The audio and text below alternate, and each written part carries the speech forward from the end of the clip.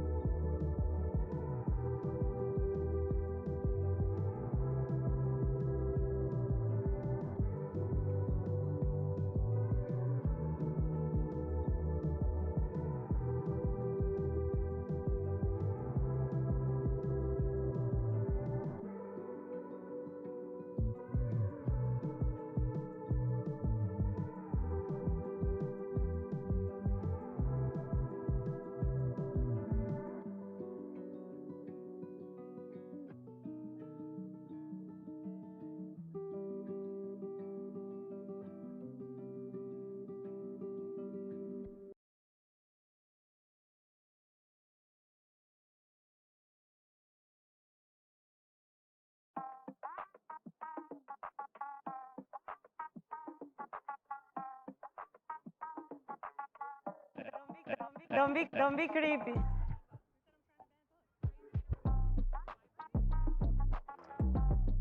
This is from 12 Rules for Life.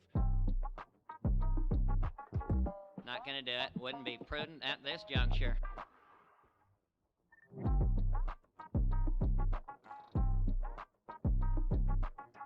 I feel like I'm taking crazy pills!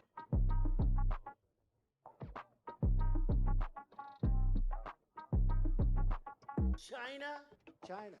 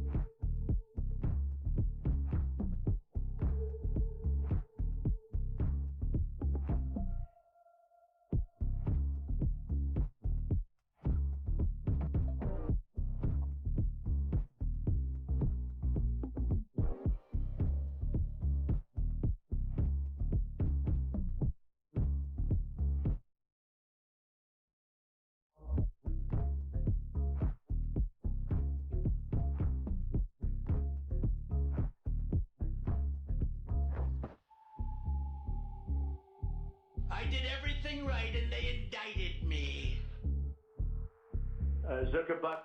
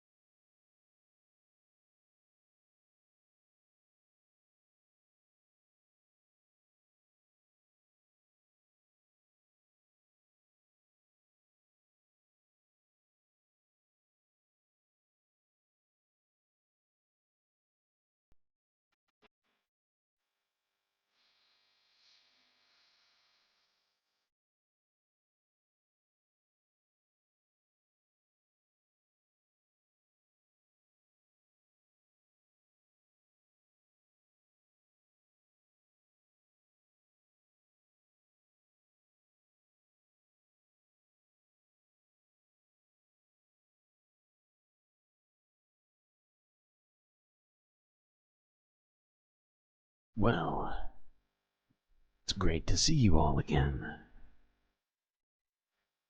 It's been an interesting 24 hours, but I think I'm together enough to be able to do this stream. Plenty of doom and other things for us to examine.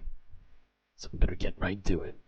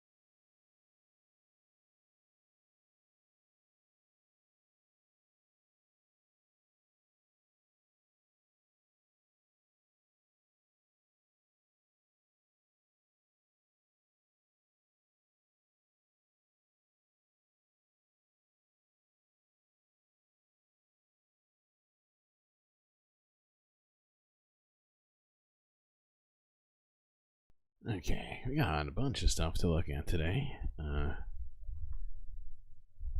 Everybody settle down. Alright, what are we doing first?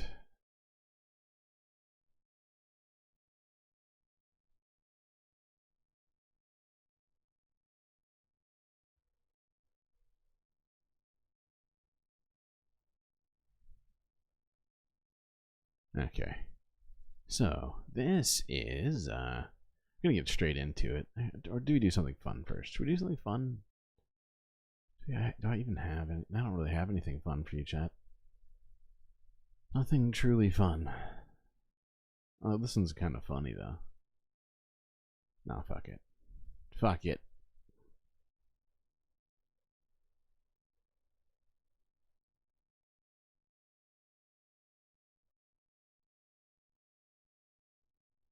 Okay.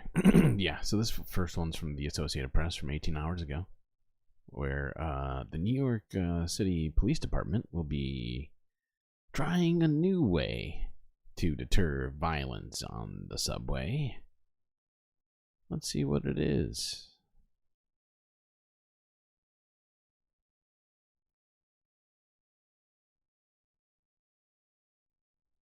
Vlad has 2 cell phones, and he also has a loaded gun, which is a red gun. These are the guns that we train with when we practice at the academy. Go ahead, Mike, walk through. That's a real gun, but it doesn't have the firing pin in it. Scott? Yeah, it set it off. Yeah, you. Yeah. Right here. Right. And it shows where the gun is. That box there. Wow. Hold on. So he had a gun on his right side. That box there is showing you where the gun is. I love this. This shit is fucking hilarious to me. Like, rather than, taking guns from people, we're gonna do this instead. As a circuitous way of preventing gun violence. Okay, I guess. I suppose as long as nobody ever carries any objects that resemble a gun in their pocket. but it does seem like a sort of a strange workaround to me. Perhaps invasive, a little bit. I'd say more invasive than having your gun taken away. Publishing the impact and use policy for electromagnetic weapons detection systems here in New York City. This kicks off the 90-day waiting period before this type of technology can be tested and used in our city to help keep New Yorkers safe. But during the 90-day waiting period. Yes, they would rather see your pee-pee with machines. That's right. Because it's detecting your electromagnetic signal. So, otherwise known as, what's it called? Oh, my brain just broke. There's a name for this kind of, shit. Good. Good job, me. NYPD will work to identify all vendors with effective technology and expertise that are willing to come to New York City and pilot their technology to help prevent firearms from entering our transit system and other type weapons. You guys ready? As long as they're on the street or in people's homes or, you know, being used to shoot people, that's not in the subway, we're good. But this, at least this is covering that one situation. Thank God. Phew. Oh, what a relief. In other news, 2 above-ground shootings. One in Detroit from 15 hours ago. 5 shot at Detroit bar over parking dispute. Huh. I wonder how scanners could have prevented this situation. Detroit police are looking for the gunman who shot 5 people this morning. Priya is live at the scene as she has been all morning. What do you know, Priya? Well, good morning, Jason and Kim. Police are looking for that gunman after a dispute over a parking spot. Take a look at the chilling surveillance video they released just a few moments ago.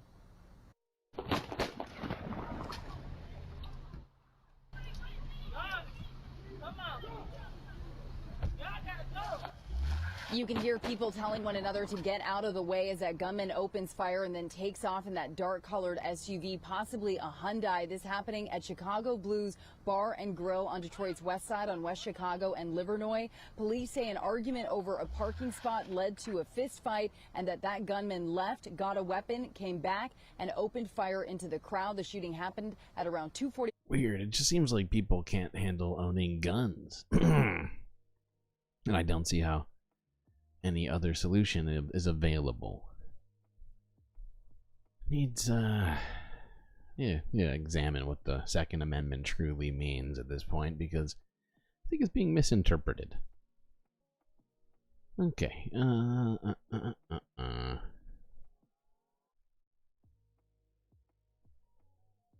not in Illinois. It was in Detroit, Michigan. What was I doing? Yes. This is from 6 hours ago at NBC Bay Area. This is entitled Road Rage Freeway Shooting in the East Bay Results in Injury and Arrest.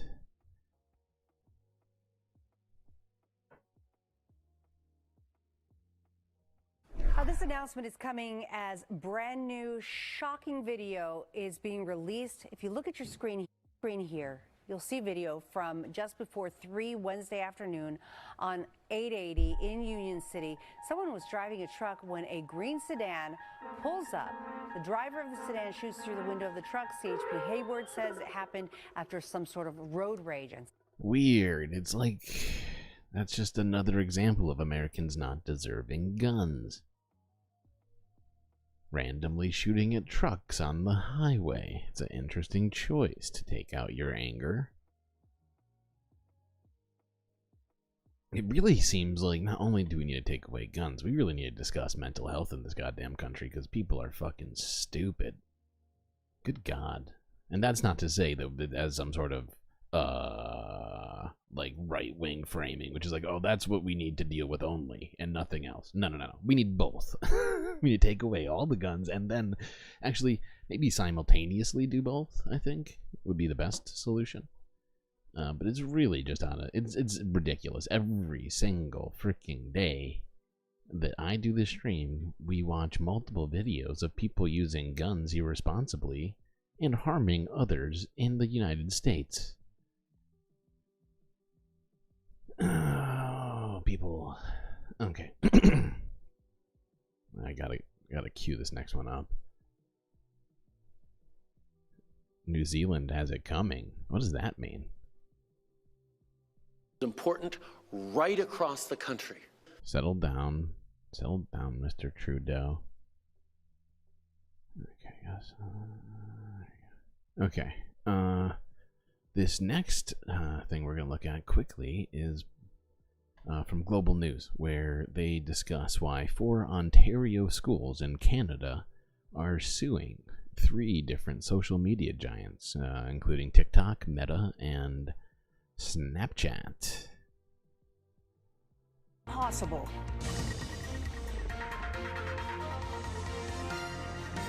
Global National with Donna Friesen.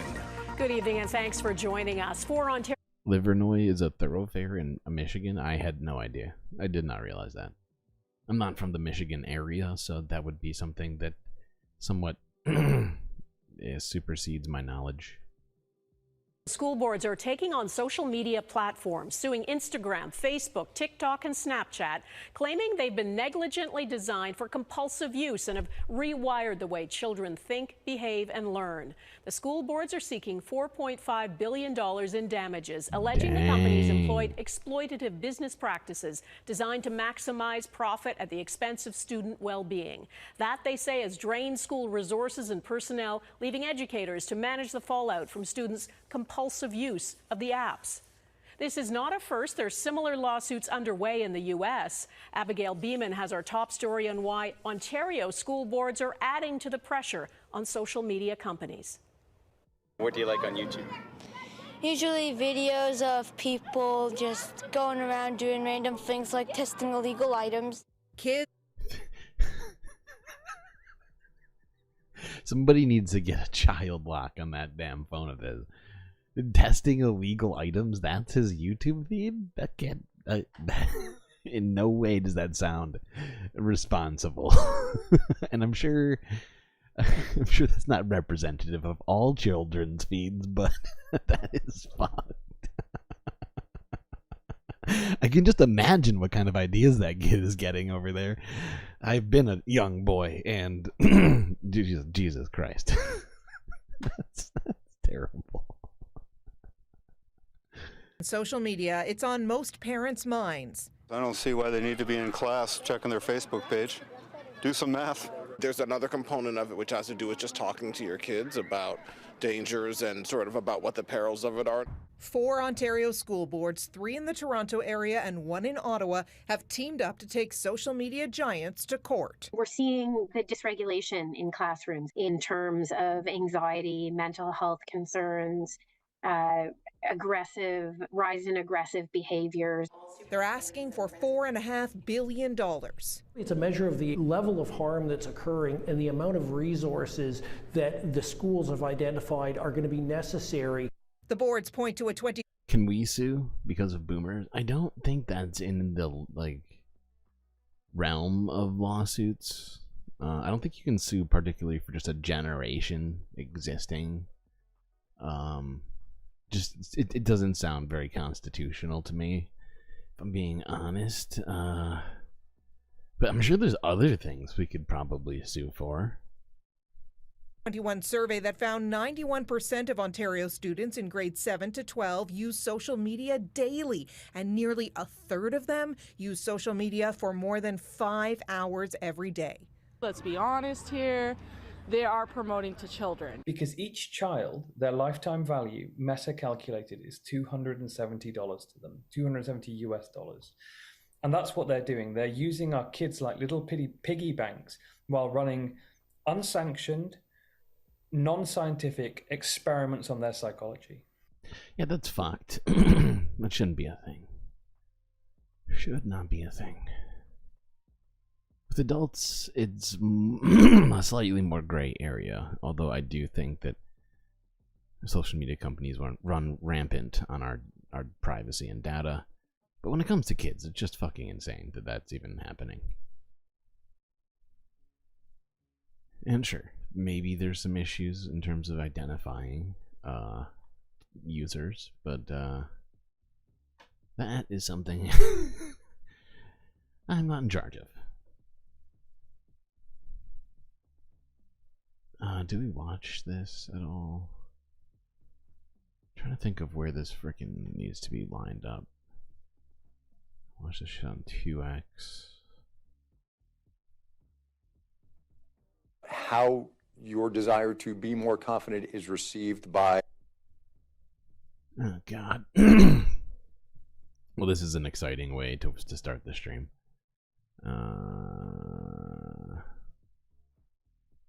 Where do I even want this? There was a fucking spot. Why didn't I write this down? I need to be better about taking notes when I'm doing my like research, like pre-stream research and like preparations.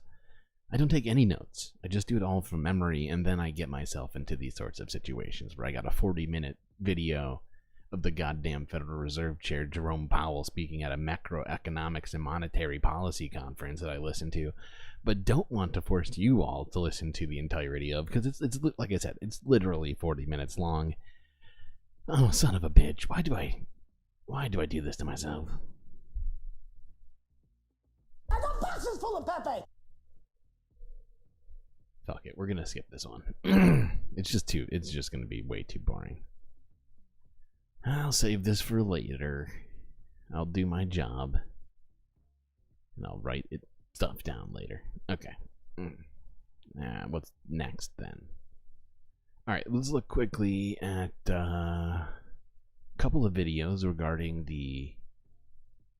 Well, actually, really, it's just one. Let's just watch this one.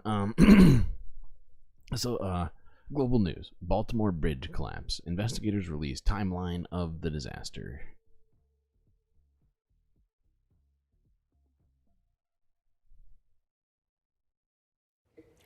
The U.S. Navy and the Coast Guard have begun the difficult task of clearing the remnants of that collapsed bridge in Baltimore. A barge and a crane are on their way. Maryland is getting $60 million in federal relief to help with the cleanup and rebuilding.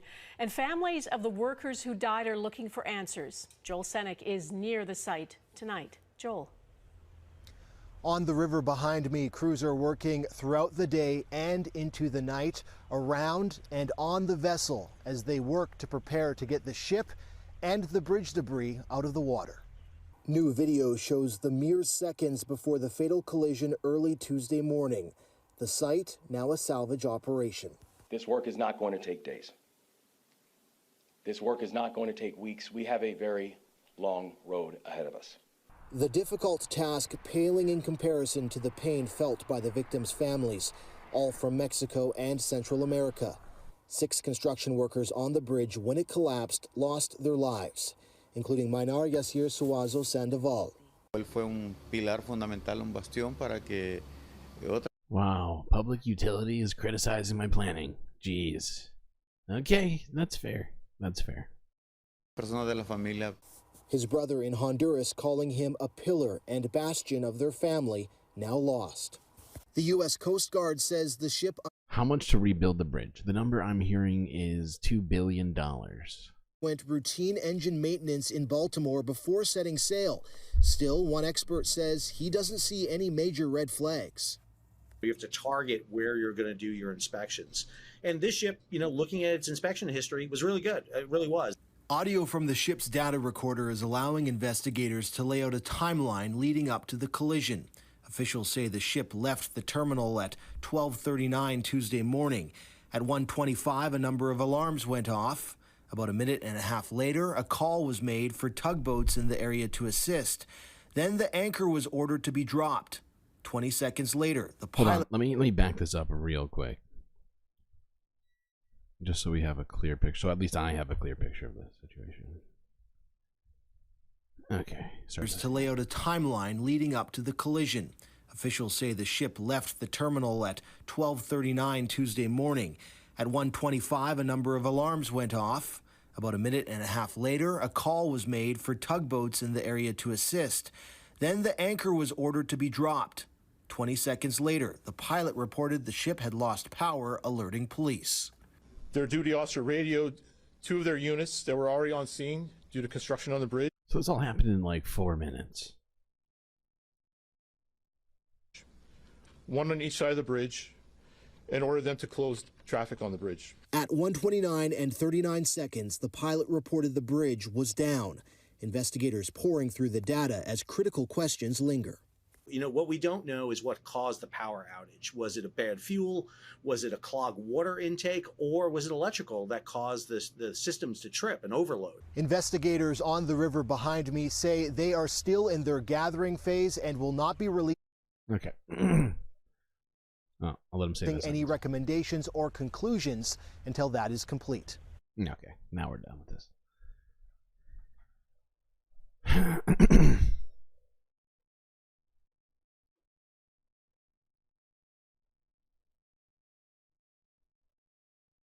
Okay. This was a somewhat unfortunate poll that came out of the AP NORC. Hold on one second, actually. Just for context. Totally blanked on this.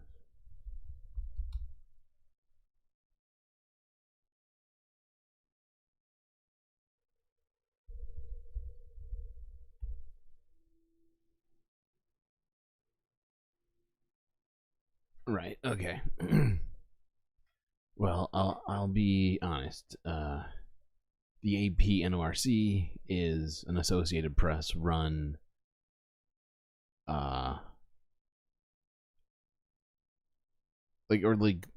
not run, but it's like jointly done between the University of Chicago and the Associated Press. It probably has something of a centrist leaning, and I'm saying that in a bit of a negative connotation if you can't tell.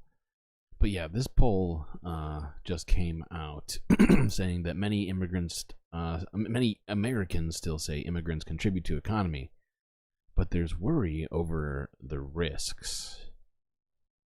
And I don't appreciate these numbers. We have a new poll from the AP NORC Center for Public Affairs Research, and it looks at how Americans are thinking about the benefits of immigration, but also the risks. It shows that U.S. adults do see a wide range of benefits to immigration. For example, around 4 in 10 believe that when immigrants come to the country, they offer major contributions to the country's economic growth and to American culture. But the AP NORC poll also found that Americans don't see as many major benefits from legal immigration as they did in the past. About 4 in 10 Americans say that when immigrants come to the U.S. legally, it's a major benefit for American companies to get the expertise of... Okay. I just want us to look at this infographic here, because this is troubling that the Overton window, or whatever you want to call it, has shifted on this subject as it makes it even more difficult to deal with immigration. But between 2017 and 2024, you can clearly see the opinion has shifted amongst normie Americans, and it's a frustrating trend to look at. Skilled workers in fields like science and technology. That's down from 59% in 2017 when we asked the same question. This same AP NORC poll found that about 4 in 10 U.S. adults now also say that legal immigrants contribute a major benefit by enriching American culture and values, and that's down from about half in 2017. The poll also showed that 32% of Americans now think it's a major risk that legal immigrants will commit crimes. Which is just based upon absolutely nothing factual. It's just out of fear-mongering.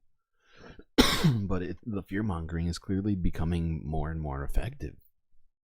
And I'm trying to think of what the cause of that is to some degree. And the only thing I can think of is that I feel like social media went from being ubiquitous to omniscient between 2017 and 2024. But that's the only thing I can really think of that maybe, but like, what else has happened? Joe Biden became president. Like, I'm trying to think of what the cause of, like, this pretty big shift, right? Granted, you can kind of see that. Wait, what's happening? Going to the hospital. Oh, going to the hospital didn't help. I'm sorry, I read that wrong. I thought you were saying that you're going to the hospital right now. I was like, oh, what the fuck? Why is everybody always having tragedies happen in the chat? Anyway, I'm just troubled by this whole trend that's happening. That's up from 19% in 2017. Yeah, you think it's COVID? That's a great point. It's a great point. That overall shift isn't happening among all groups, though. It's driven by Republicans and independents, who are much more likely to see potential crimes by legal immigrants as a major risk than they were in 2017. Democrats continue to see a wide range of major benefits from immigration, and immigration is an issue that's more important to Republicans personally. Yeah, maybe that's part of it. Anyway, it's a troubling trend, and hopefully we can somehow change that with discourse, but I don't have a real solution to it. I just felt like it's necessary for us to be aware of this. Be thinking about how to combat against it. Wait, hold on one second. I'll be right back. Just gotta do something.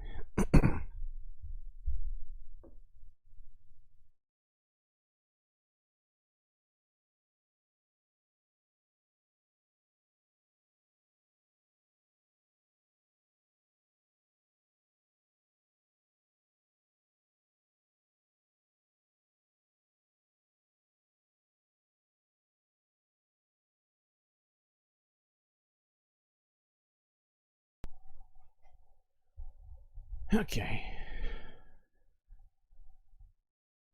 What's next? Okay, this was actually a very interesting interview CNN has chosen to do here. Thank you, BK. I appreciate that. I'm glad you agree. Glad it's not just me who thinks it's important. Because I mean, to me, like,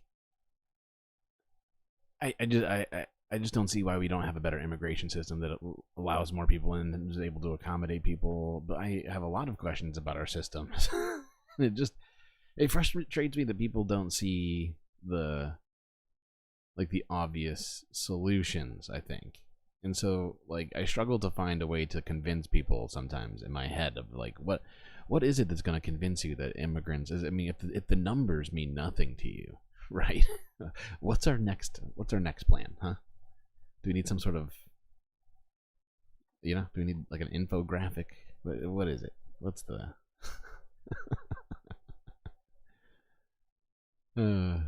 somebody told me, I forget, I'm gonna skip it. But let's go and watch this interview.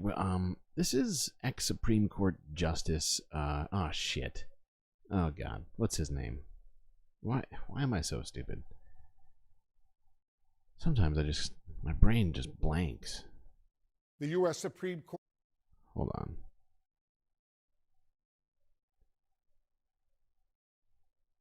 Ah, that's right. Thank you. Thank you, Google, for explaining things to me. Stephen Breyer. So Stephen Breyer was appointed during the the Clinton administration. He's, I guess, what you'd call, like, he's pretty basic. He's basically a liberal sort of judge. I guess you would call him that. I don't think you'd call him progressive necessarily, but he's pretty far to the left in terms of some of the justices that have been out there. Let's watch part of this interview. Reject corporate propaganda. Yep, you should do that. At a critical moment right now, the 9 justices weighing politically explosive issues like abortion and Donald Trump's claims of presidential immunity. I forgot to tell you that I forgot to warn everybody that we were going to be watching the Situation Room, which is obviously a lesser copycat version of the Bituation Room. So do try and public trust in the institution. Whoa! Don't do that, Wolf. Do try and, like, hold on. It's not going to be the whole stream. We're not going to have to look at Wolf Blitzer's face the whole time. Its future. And joining me now, the retired United States Supreme Court Justice Stephen Breyer. He's the author of a very important and powerful brand new book entitled Reading the Constitution, Why I Chose Pragmatism, Not Textualism. Justice Breyer, thank you very much for joining us. I want to discuss your book. We're going to get to that.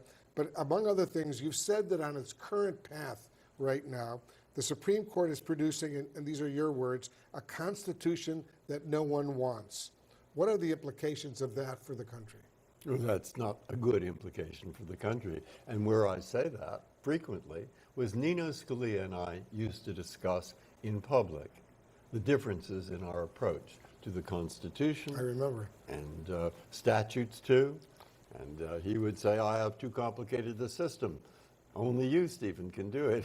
And then I'd say to him, but if we follow you, Nino, we'll have a Constitution that no one would want. Interesting. So you're sticking by those words, that we're producing a Constitution that no one wants. Well, if you follow, now, not everybody knows what this word textualism means. Much less originalism. What does it mean? What does it mean? It means when you look at a statute, you see some words. When you look at this document, the Constitution, there are more words. That's what lawyers do. They look at words. And sometimes those words are not clear as to how they apply, and then the case might get to the Supreme Court. And how will you decide what those words mean, how they apply? A textualist or an originalist says, I'll tell you how. Go read them. Read them and don't look at much else. Just read those words.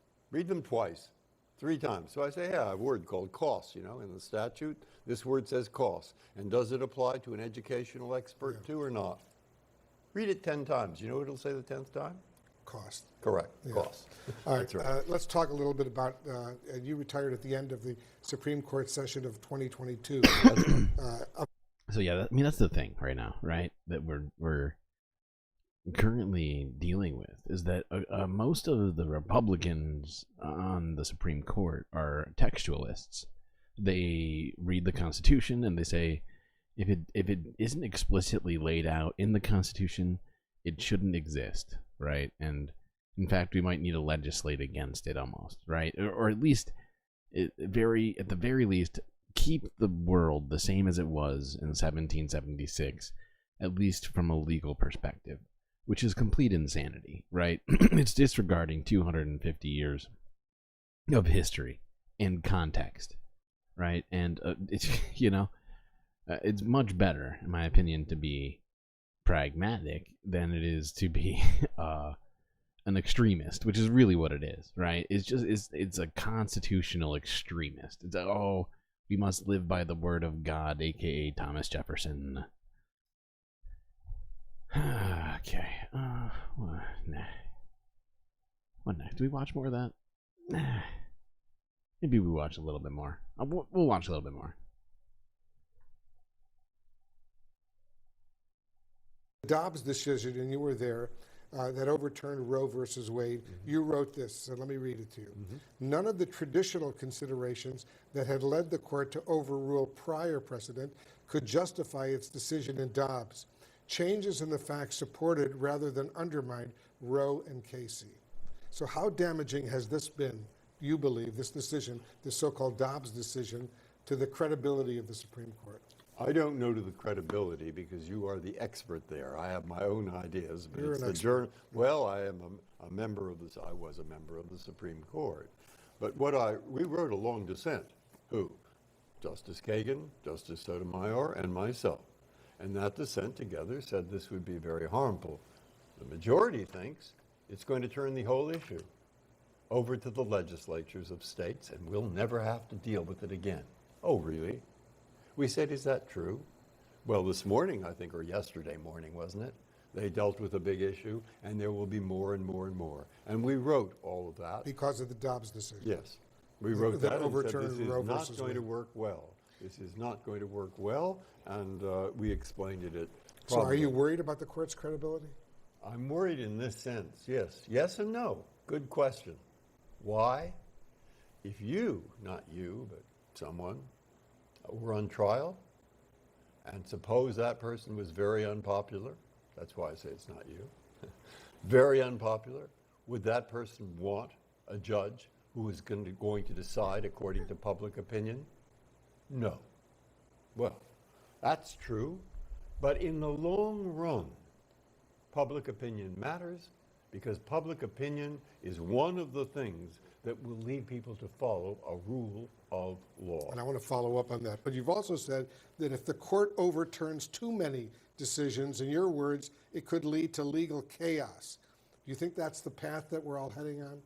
Why is he still... if he's a former SCOTUS justice, how is he still alive? That's very funny, Schmegley. But if you recall, and perhaps this story has either filtered through your brain, which happens to many of us, to all of these floating news stories, but Stephen Breyer was, I believe, asked by Joe Biden to step down so that he could nominate Ketanji Brown Jackson, like back in 2020, or like, yeah, I think it was like in his first year of his term, something like that. Well, 2021 then, right? Wait, god damn it, my brain is broken. Yeah.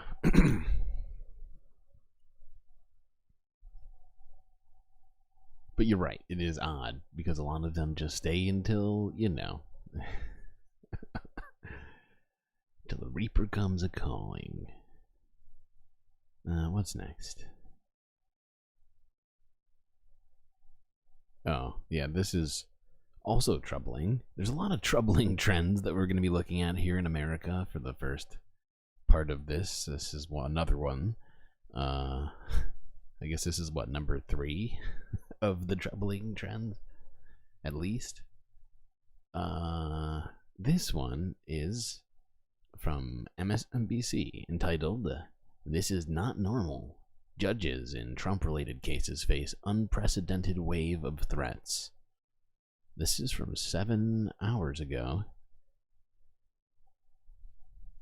and kind of illustrates the situation that we are currently in this country as it comes to climate of politics. You rarely see public comments like this from a sitting U.S. district judge, but Reggie Walton is voicing serious concern about the verbal attacks against judges in cases involving Donald Trump. It comes after Trump again went after the judge in the New York hush money trial, as well as his daughter, calling her a rabid Trump hater based on a social media account that, as it turns out, isn't hers at all. It's a situation Judge Walton... Oh my God, he's such an idiot. I don't want reality... warns is dangerous, and it's one he knows all too well because he has been a target himself. Yes, threatened me one day, and then the next day called and made a threat against my daughter, and also had indicated my address. So they obviously had done some research to find out that I had a daughter and what her name was. It's very disconcerting to have someone making comments about a judge, and it's particularly problematic when those comments are in the form of a threat. I want to bring in NBC News Justice reporter Ryan Riley, also with us, MSNBC legal correspondent Lisa Rubin. So, Lisa, we don't often hear judges wading into things that can be considered, you know, politically charged, but what does this tell you about the moment we're in right now? Because I want to underscore the first part of your question as an affirmation. Federal judges, by nature, are allergic to the press. They see us, and many of them run away. And so to have seen Reggie Walton give a television interview last night was absolutely extraordinary and stunning. I know a number of federal judges, and I will tell you that on background, I spoke to at least 2 this morning who confirmed for me that seeing a colleague on the federal bench was, in fact, highly unusual. And one even expressed her gratitude to him for speaking up as a senior member of the judiciary, perhaps nearing the end of his career. That said, this is a break glass moment akin to seeing Judge Michael Ludig testify before the January 6th committee, where he said that he thought Donald Trump was a clear and present danger to the future of our democracy. To see Judge Walton, himself a sitting federal judge, not a retired federal judge like Judge Ludig, call attention to the threat environment that federal judges are under was breathtaking. And Ryan, you've covered this judge before, Reggie Walton. He's okay. So yeah, I think we all probably have some sort of awareness of this in our bones, if you will, in our guts. Because, how many stories have there been of politicians being attacked, mostly Democrats, by right-wing extremists, whether it's with hammers or whatever else, right? Wasn't it, who was it, Nancy Pelosi's husband? No. Somebody else was attacked with a hammer. I can't remember who, but you get what I'm saying. There's been story after story, but apparently it's rising to the level of federal judges speaking out on the situation, which, while I get the point that you're trying to make in chat here about everything being political, federal judges do generally try to avoid actually making comments about particular political parties and things of that nature, discourse and whatnot. If anything, their rulings become part of the discourse, so of course that is intrinsically political to some degree.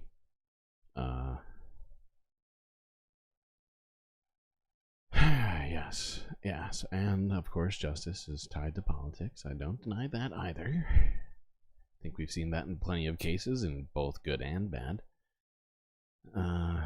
Depending on your knowledge of these sorts of archaic historical types of things. Fuck, what's next? Wait, wow, I feel like I'm missing a story. Huh? Hold on. Gotta refresh this. Something's wrong. Something is wrong.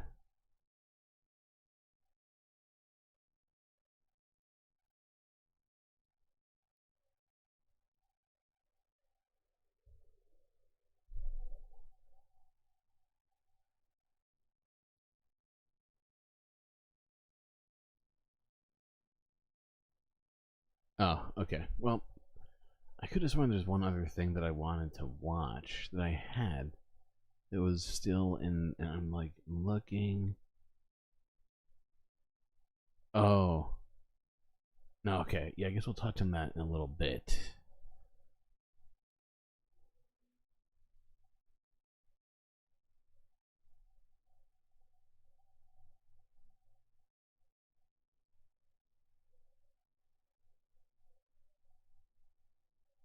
Okay, whatever.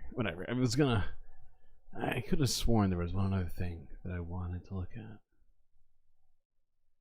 Oh, there it is, but it's after this one. Okay, I see. This is from CNN from 12 hours ago. This situation is, it's so ridiculous and just fucked that it's actually funny, but it's a little too fucked to, I don't know, maybe I'll laugh. I'm torn because it's ridiculous. It is literally fucking ridiculous. But this next piece is about wait, what's this guy's name again? Well, this is entitled GOP legislator posted about illegal invaders at airport. Turns out it was Gonzaga's basketball team.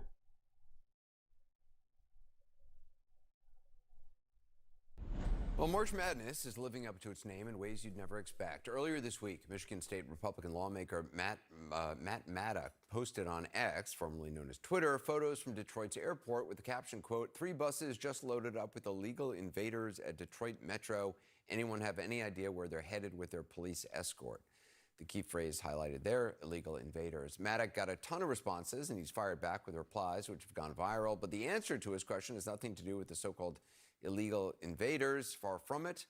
CNN's Daniel Dale joins us, keeping him honest with the fact check and the March Madness tie-in. So what is going on here, Daniel? What's going on, Anderson, is that this claim about illegal invaders is completely made up. It is absolute fiction.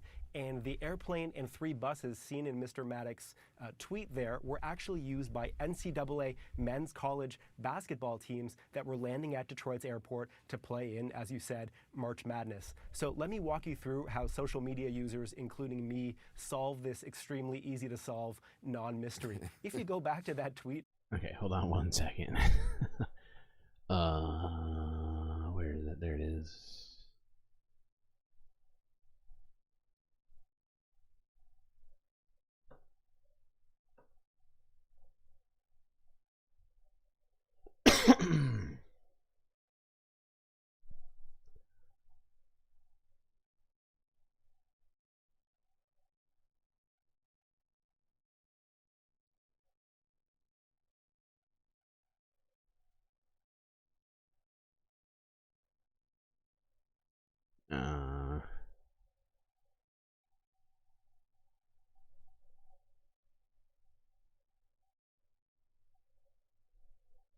Okay.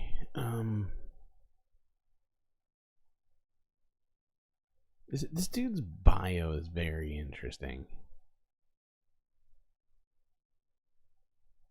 So, just for context, before we look into this further, Matthew Maddox, who was born in 1965, is an American politician in the Republican Party, serving as a member of the Michigan House of Representatives.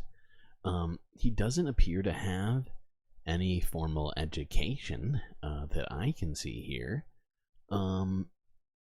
And during the COVID-19 pandemic, he promoted misinformation about the virus, has promoted false claims about the 2020 presidential election, has made false claims and conspiracy theories about illegal immigration, among a number of other things. So let's look back at this whole situation.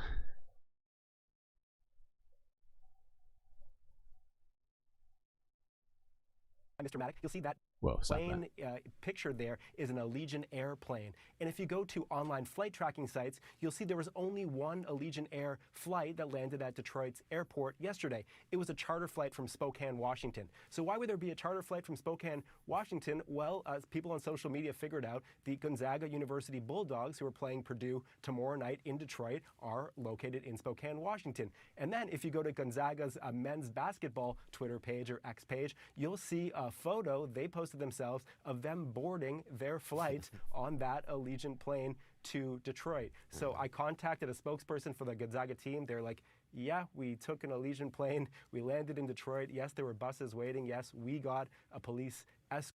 Well, there you go, folks. These are the illegal invaders here. These 3 young basketball players. Yeah. Yeah, it's a serious problem. You gotta do something about these guys. Gonzaga?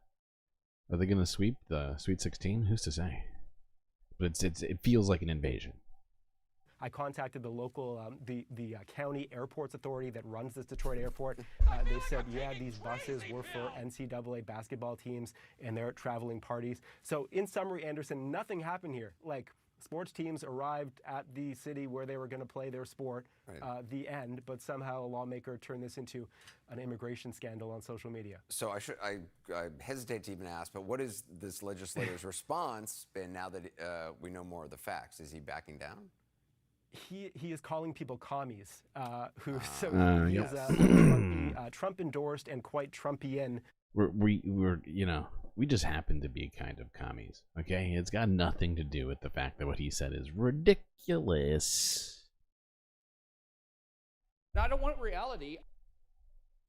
Lawmaker who has done such things as try to... It's so original. I mean... Commies with a K. The K is original. So he's done things like try to overturn the 2020 election, promoted COVID misinformation. And so people said, hey, this is probably NCAA basketball teams landing in Detroit. He said, you're a commie. Thanks, commie. And then he expanded on that today after... Sick burn. And it totally addresses the whole thing.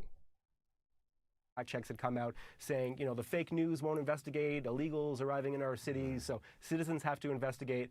But I have to say, if this is his citizen investigation, I don't think he's going to be hired for too many private investigator jobs anytime soon. And he's an actual legislator, like an actual person. He's a state representative in the state of Michigan, an elected official indeed. Yep. He seems like a very intelligent individual. This is from 12 Rules for Life. Like a dude who's really got things figured out and should definitely be a lawmaker. Don't be creepy. Yeah, fair point. Fair point. I got overwhelmed with the stupidity just now. Sorry, Sophia. Okay, what's next? I still feel like I'm missing something. You ever feel like that, chat, where you just like, man, what am I missing? Is it because we skipped the Federal Reserve meeting? For fuck's sake, I don't care. I don't care. I must move on. This next video is very short. Actually, it's not very short. I'm blind. It's entitled "Going Backwards." Tennessee governor signs bill blocking police reform passed after Tyree Nichols' death. So this is another winner of a video here. By winner, I think you know. I mean train wreck. Please go, web, go, please. Thank you. Tennessee's governor just signed a bill that would effectively dismantle local police reforms, including a traffic stop ordinance that was put in place after the death of Tyree Nichols. Nichols, you may remember, is the 29-year-old black man who was beaten by 5 Memphis police officers during a traffic stop last year. He died 3 days later from his injuries. Now, despite pleas from Nichols' family, the governor's signature wipes out reforms related to stops for minor traffic violations or things like broken taillights. I want to bring in NBC News senior law enforcement analyst and a former member of President Obama's task force on 21st century policing, Cedric Alexander. It's always good to have you here. I mean, a lot of activists believe these are called pretextual stops. They believe they unfairly target black drivers and they expose them potentially to violence. They say history shows us that. So I wonder what you make of the governor's decision. Well, you know what I make of the governor's decision? I think it's freaking stupid and authoritarian and backwards and exactly what we don't need. Perfect example of the sort of thing that we don't need happening right now. I did sing happy birthday to you, I think. Yeah, that's true. That is true. I remember this. And I did it like Marilyn Monroe. Maybe some say better. Some say better. Who you're asking? I don't know. I don't know.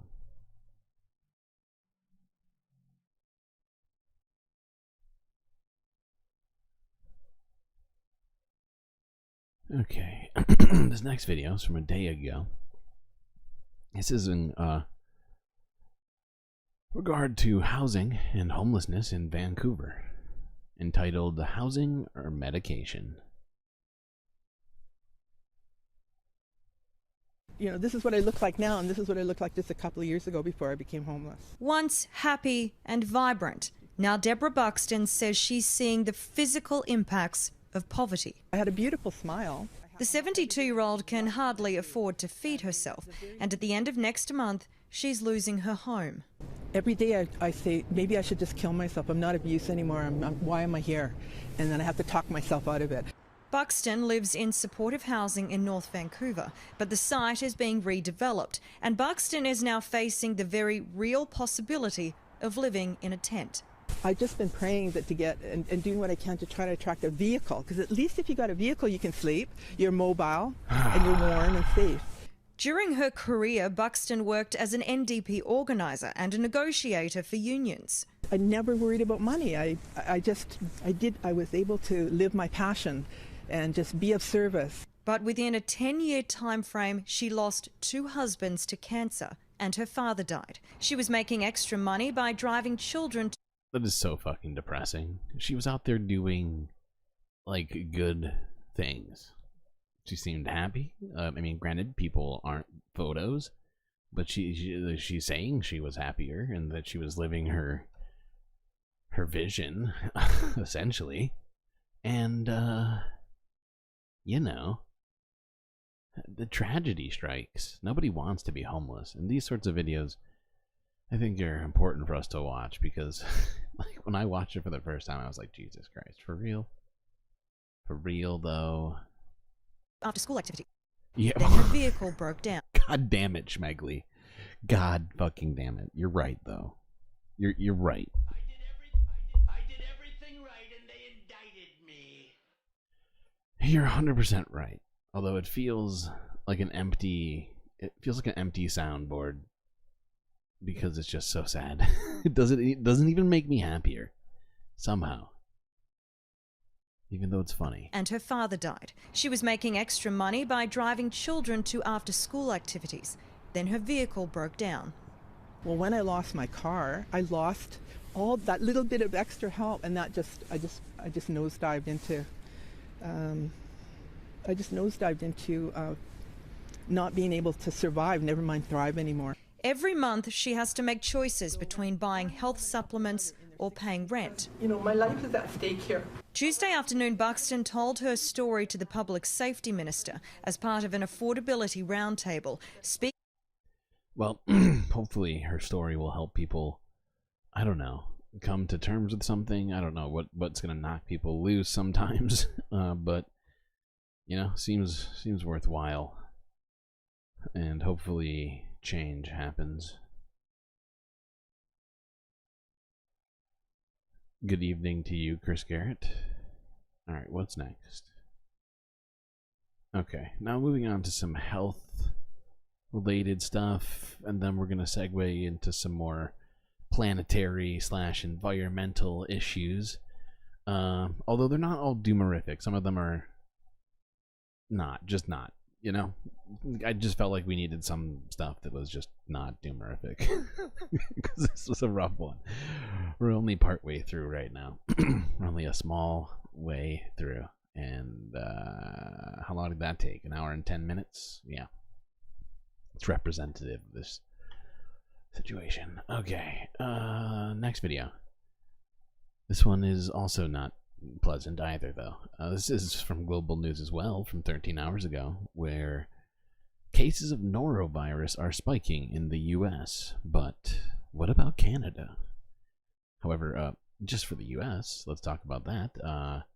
That's not good. And looking into that situation, where does I have in my phone? Fuck it, I'm just gonna search it here. Son of a bitch, what was the search term I used? Okay, there was 1,000 norovirus cases reported so far this year. No, in the last 6 months. Yeah, in the last 6 months. Which is definitely an increase from... Looks like... Wait, where's... Shit. Anyways, no, let's just watch this next video so I don't bore you with me just fucking talking into the ether. So yeah, let's watch this video. Early reports for 2024 show norovirus cases are being reported at a higher frequency compared to the previous 5-year historical average. But understanding the trend and where it's going is complicated by the fact that this 5-year period includes the height of the COVID-19 pandemic. During that time, reporting for diseases like norovirus was reduced. The main symptoms for norovirus include nausea, diarrhea, stomach pain, and cramps and vomiting, which is seen more frequently in children. Symptoms can start within 12 hours of being exposed, but most people feel better within 2 to 3 days. Canada's Chief Public Health Officer, Dr. Theresa Tam, says the rise in cases could be connected to increased exposure post-pandemic. We've seen that with respiratory viruses, for example, the transmission is different with this virus. So we might just be seeing a slightly more unusual situation, and then we'll get back to the usual kind of trends in your homes, prepare and handle food safely, wash your hands, disinfect surfaces, and measures when we're sick to reduce transmission to others. Yeah, and thankfully, from my research of norovirus, it doesn't appear to have the potential to kill people. Let me just double check that though.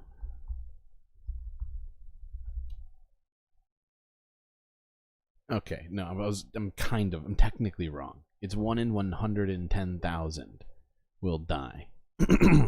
So it's not likely, but don't still take it seriously. Because 1 in 160 need to be hospitalized, which is a much larger figure, and 1 in 40 will go to the emergency room. So, you know, it's not good. It's not good. It's very uncomfortable and has some rather unfortunate sounding side effects, or what do you call it? Not side effects. It's not a drug. Symptoms. Okay, what's next here? Oh, this is kind of a joke. This next one's kind of a joke. Alright, this next video is from CBC News, where Niagara Falls, Ontario has declared a state of emergency ahead of the eclipse. Why? Ontario's Niagara region has declared a state of emergency as it prepares to welcome up to 1 million visitors for next month's total solar eclipse. Niagara Falls will be one of the best places in North America to see the eclipse on April 8th. It's in the path of totality, where the moon will entirely block the sun's rays for a few minutes. The mayor has said he expects the most visitors his city has ever seen in a single day. The state of emergency sets up additional measures for a day that could involve major traffic jams, heavier demands on emergency services, and cell phone network overloads. And we're now joined by the mayor of Niagara. Oh my god, look at that. We got 20 likes. Look at that. Oh, we need to get our Captain Benjamin Sisko in here. There he is. Okay, there you go, chat. Okay, what was I saying? Oh yeah. State of emergency, Ontario. Sorry, chat, I debated you. It's not really a serious state of emergency. It's more of I think it's a precautionary, just sort of state of awareness that the mayor of Ontario has chosen to put the province on due to just the increased number of people there. Nothing to actually worry about, chat. Just wanted to give you something light and to remind you that the eclipse, the full solar eclipse, is going to be happening in a little over a week. So mark it on your calendars, April 8th.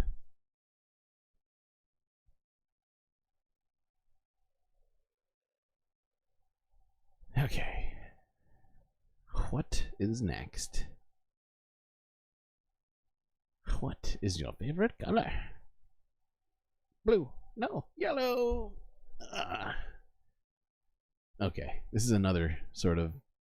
I decided to do some pick-me-up sort of environmental news because the rest of the news is pretty shit. The first hour was painful. So this next one is a funny little story, which makes me think that mice are probably going to take over the world once humans are gone. This is from Guardian News, where a mouse has been filmed tidying up man's shed every night. Basically Stuart Little.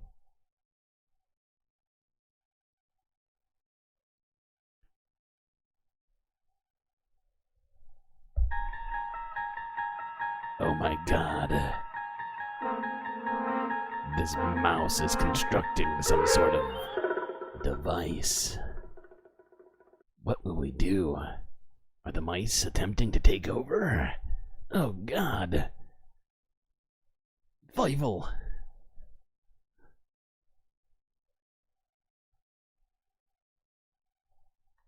It is kind of hilarious though. It genuinely does appear to be cleaning things up. I don't know what the strategy is here. You seeing what I'm seeing? Like, what's the plan, Mouse? What is the plan? I wish you could talk to me like Stuart Little and tell me what it is that your plan is. Is it a nest? Is this a nest? It's interesting. It's a very what would you call it? Sort of avant-garde, sort of. It's very bohemian. Certainly resourceful strategy here. I'm not sure it's going to be the most comfortable. But maybe he truly is just cleaning up. He's just like sick of looking at it. He's like, this dude, he never cleans up the goddamn garage. All right? I got to look at it every day. And I'm sick of it. We're done. We're done. Okay. More science news. Even though that really didn't count as news. Let's watch this next one. Scientists discover 100 new maritime species off New Zealand. This is from 2 weeks ago, but fascinating. And also not doomerific for another moment. Look at that, chat. Let's go to New Zealand now, where biologists have found a wealth of new species after exploring a rift some 5 kilometers beneath the sea. The organisms include some that scientists can't even identify, as well as a strange creature called a sea peg. This ship had one mission: to find new species in the sea before they're lost forever. And as scientists peered into their nets, they found about 100. All seen for the first time in New Zealand's Bounty Trough. That thing is insane. What the fuck is that? First thing I saw was What is that? Look at this thing. Bounty Trough. What the heck is that?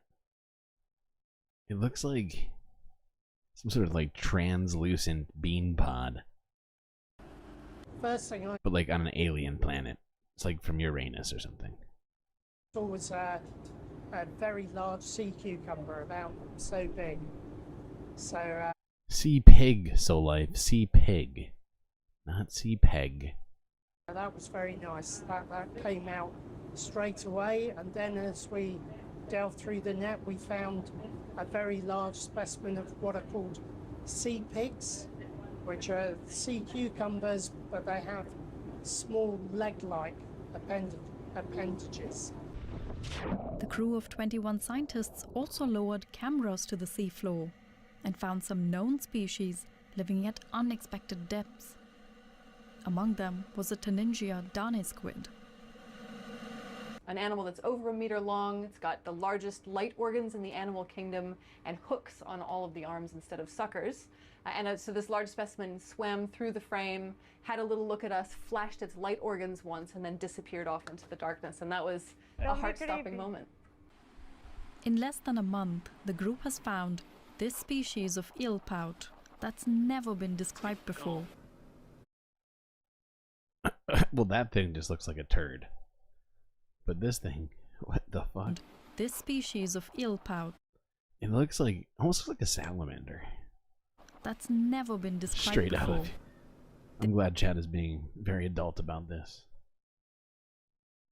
New octocoral and Although I did just call that a piece of poop, so I guess I'm not being very adult either. Let's all just be not adults for a minute.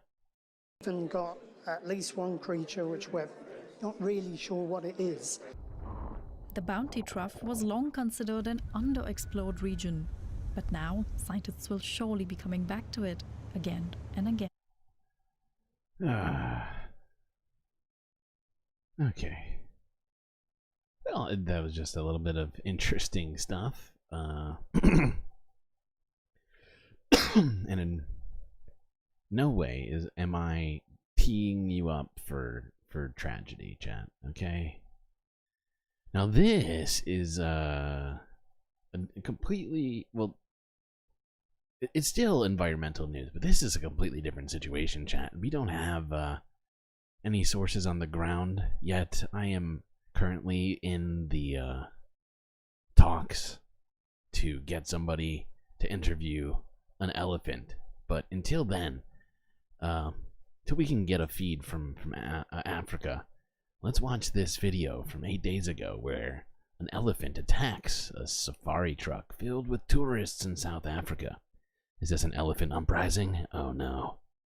Oh, chat. First it was the orcas, then the mice, now it's the elephants. It's the whole circle of life, baby. That's we gotta send some delegates to South Africa to talk to the elephants.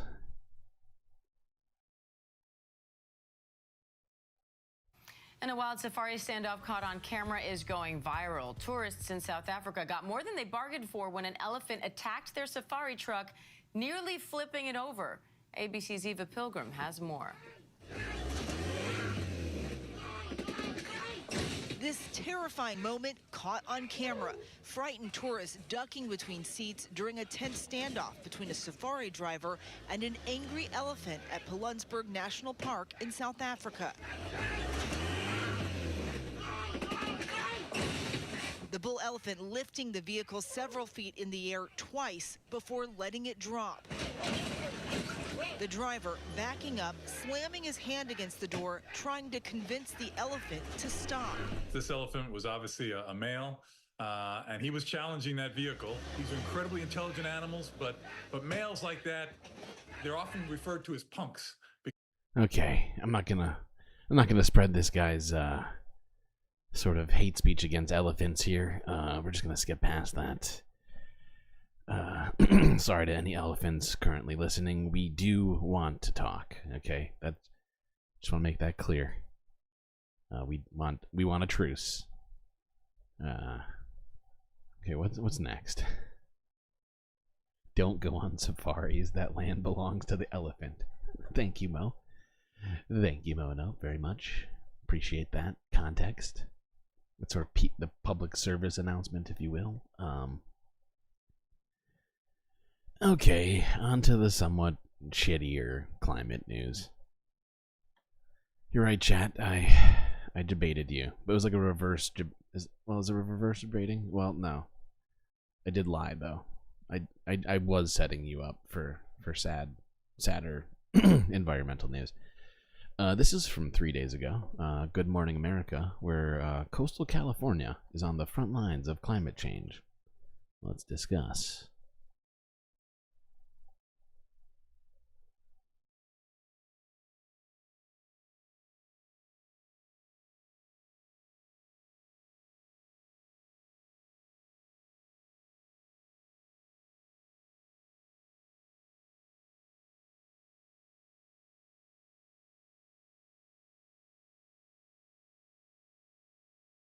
While this is the way that we may imagine the California coast, the reality is not always as serene.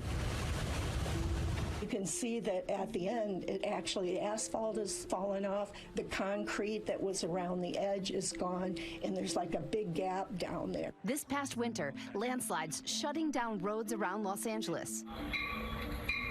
A critical railroad in San Clemente closed for more than 2 months after a landslide. And those dramatic images of homes on the brink in Dana Point. I would be very nervous if I lived there, certainly. Coastal California is on the front lines of extreme weather and climate change. Pretty much bound to happen, knowing that I surf out in front of those houses all the time, and you can see the erosion of where the houses and the property line once was, like 15, 20 years ago. It's a long-term issue. Sea level rise, wetter storms, and erosion nibbling away, and sometimes biting off large chunks of land. At least 70% of California's population lives on the coast, and these coasts are constantly changing. Erosion and cliff collapse are... That is not a number that I realized until I watched this video. 70% is a lot. California's population is what? It's like 70 million? Hold on. Hold the phones. I gotta do a quick math.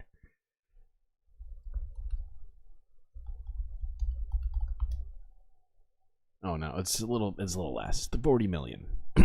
But still, 70% of 40 million is like 30 million people. This is not good. It's not good. part of those changes. That's why Adam Young and his group want to study it, especially after big... Did I just see Team Elephant go by me? Yes, Team Elephant indeed. I see multiple. Wait, Robot Cat. I don't think I've seen you in chat. Good to see a new face. 40 million. Thank you. Thank you, chat. I appreciate the help. We don't just have people's homes, but we have numerous state parks, recreational facilities, we have military bases, we have power plants, wastewater treatment plants, railways, highways, all these things are threatened by erosion. So, Oh, that's a good idea. Yeah, you just sell the property. Is that Ben Shapiro's brilliant plan? It's a bold strategy, Cotton. Let's see if it pays off for him. I'm sure there's plenty of people looking to buy property that is in danger of being, thrown down a cliff into the water. it's important that we track these events and understand how our coast is changing over time. Adam says landslides and cliff collapses can happen hours, weeks, and even months after a big storm. So we set out with his team to get a closer look. You can see a lot of the cliff is fractured. These are pieces that are more or less detached. I can just imagine it right now, and I feel like there should be some sort of like animation or short. Maybe I'm the guy who needs to make it, honestly. I'm just too inundated with streaming, but maybe I'll do this. But like I can just see it right now, right? Like you cut to the front of a house. You got like a real estate agent and a couple, and she's like, "Okay, well, we got a lot of great stuff here to look at the house, and you can see that the path here is nicely paved, and got a French double door here, and then the points back to, and this is the living room, and then you see the living room like fall like off a cliff and like half the house. Like in this, I think what comes to mind first is like a series of unfortunate events, sort of style, which are going to come down to the beach relatively soon. The team uses drones and trucks with something called LiDAR. There's a laser that shoots out pulses at hundreds of thousands of pulses a second at different angles onto the beach and onto the bluffs, and that bounces off, and we record that information, and from that we can make a three-dimensional map of the coastline. Adam hopes to use this info to develop an early warning system before a cliff collapses. I think, which is good. I mean, we got to try and at least use what we have to avoid tragedy, but I think we need to start considering what we do in this situation, aside from the obvious, which is attempt to slow global warming, which is causing much of the erosion, not all of it. Okay, and certainly not the only threat either. It's just one of the threats. This next one is a separate but equal and related threat. This is from BBC from a day ago.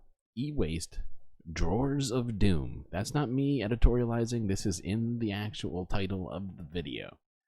E-waste drawers of doom growing, say campaigners. This is good point here at this one. It's something we're all guilty of, stashing away unused cables and electrical items like old phones and TV remotes on the off chance we might need them again. But as it's spring cleaning season, now is the time to sort out those overflowing drawers of doom responsibly, as a report from the UN warns that we're generating electronic waste almost 5 times faster than we're recycling it. Yeah, it's bad. Our reporter Harriet Bradshaw has more. Does this look familiar? Everybody Maybe. has piles of stuff. Things like old phones, stuff we used to listen to, cassette tapes, broken things, stuff you're worried about. Well, is there Oh, God. I think back in the day my dad would have had a shed full of jars of screws, and the modern dad has a drawer full of 15 old mobiles. New research by Material Focus suggests Paul is not alone in his hoarding habits of old electricals. We've all probably got a drawer of doom which has got cables in there that we don't know what they're for. It's got a DVD remote for a DVD player that we lost a long time ago. And we reckon now it's over 880 million unused items are being held in people's homes. UK householders now seem to be holding on to 30 items, whereas 4 years ago it was around 20 items. So it seems to be growing as an issue. So why should we care? When we look at electrical items, there's lots of precious materials in there, lots of precious metals. If we can keep them in circulation, then it reduces the need to extract raw materials, which has an environmental impact. But there are things we can do to give our electricals a new lease of life. And we talk about recycling on this stream, it feels like once or twice a week, but it is necessary. And I do think that, we can't leave it all up to the fucking free market, with privatized waste management. And I know it's touted as like a success story in many cases, and there are some benefits to it. I'm not saying there aren't, but the fact is that the public needs to. There needs to be a huge ramping up of dealing with waste in more proper ways before it completely destroys us. And in this case, like with electronics, they don't pick this kind of stuff up usually. In most places, unless you tell them ahead of time, right? And there needs to be like a weekly public electronics pickup, in my estimation. When thinking about it, it's like, yeah, if everybody has a drawer like that, you got a problem. Just sharing. Welcome to Share Bristol Library of Things. Come on in. Thank you. We have got a lot of things that have been donated that we are going to be lending out to people when we open next month. And repairing can keep things going too. If I have to take that off, you can probably see it better.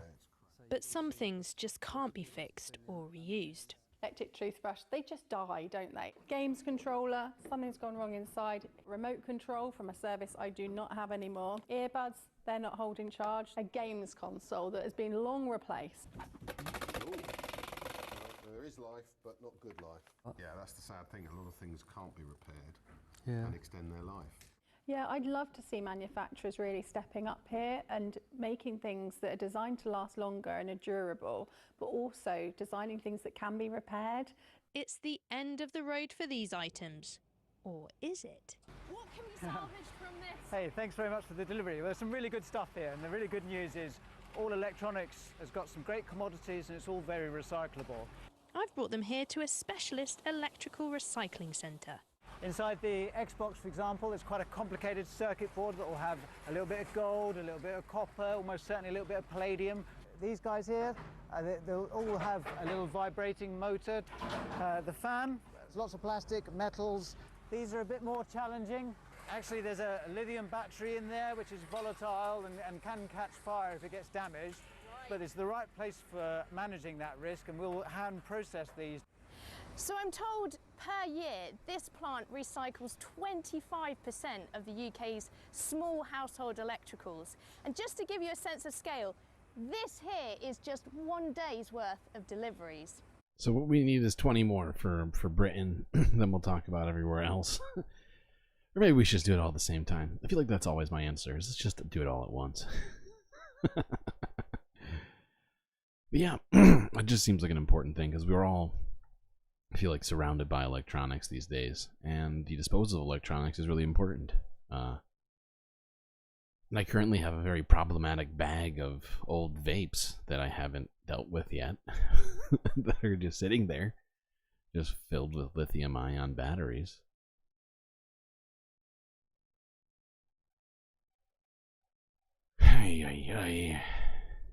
I need to come up with a better solution to quitting smoking.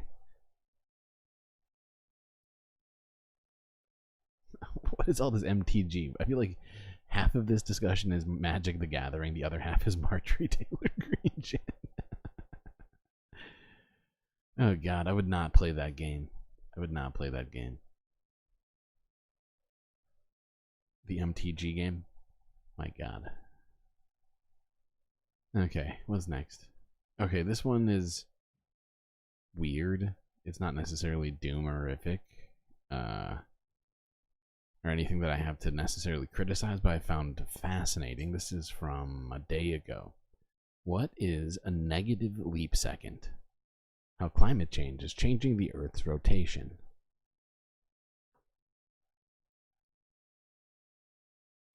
Climate change is warming the planet and melting the polar ice caps, and scientists have discovered that is slowing down the planet's rotation ever so slightly. Like a figure skater, when the arms and weight extend outward, she slows down. So too when there's more water around the Earth's midsection. Greenland is dumping billions of tons of ice into the sea, and so The effect of global warming has been to slow the rotation of the entire Earth. It counters the recent trend of adding leap seconds every few years. This year, the planet is getting more than it bargained for, 1 extra second. For decades, movement in the Earth's molten core was speeding up the Earth's rotation. It's one reason we've added leap seconds. We've paused the world's clocks for 1 second to keep in sync with the Earth's rotation. We've actually added 27 leap seconds since 1972. But as the ice caps melt and more water shifts to the equator, slowing the Earth, we haven't added a leap second in 8 years. And scientists now expect to subtract a second. In other words, clocks would jump ahead 1 second to shorten the day. A negative leap second, they're calling it. Why does it matter? We deal in nanoseconds here. Those are billionths of seconds. They keep track of time very precisely at this lab near Denver. Adding or subtracting a full second is a big deal in an interconnected, computerized world. Your phone, GPS. GPS works by having atomic clocks on board satellites. Yeah, imagine something like the stock market, right? You have hundreds of millions of transactions happening in a second. Our technology and our clocks have been able to adjust to leap seconds, but a negative leap second? There would have to be lots of simulation studies done, software tested, to make sure when that negative leap second is added, that nothing breaks. Sounds like Satan's work. You're out of control. You're out of control. You're right, though. It does sound like Satan's work. And to be honest, while the causes are doomerific, I don't see how losing a second is any massive problem. I'm pretty sure that we have computers capable of adjusting for that. But I do see how there is an effect to some degree. What's next? What's next? I just thought it was fascinating. I was like, I had no idea we were adding and subtracting seconds.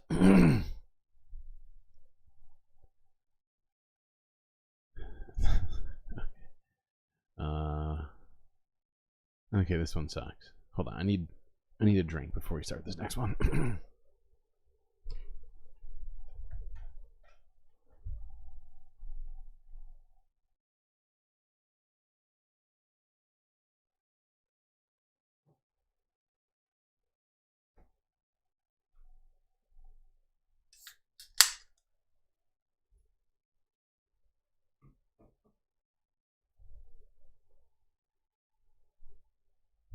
Okay.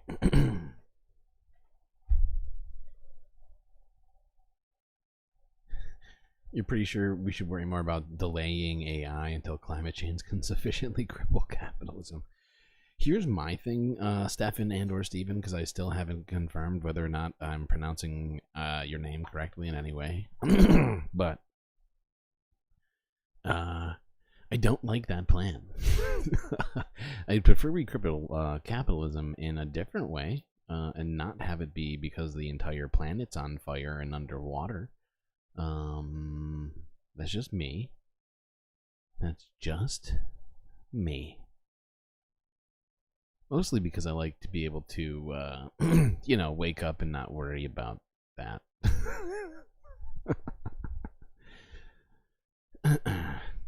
Persian calendar is more accurate according to Antifa. I like that name. Thank you, Antifa.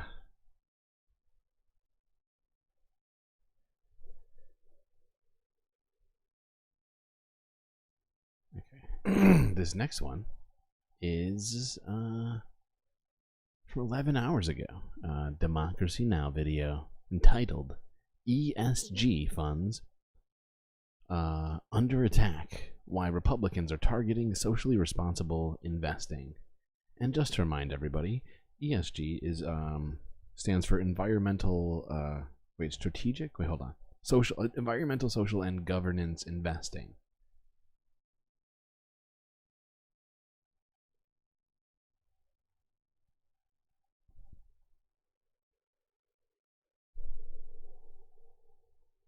Here on Democracy Now!, democracynow.org, I'm Amy Goodman.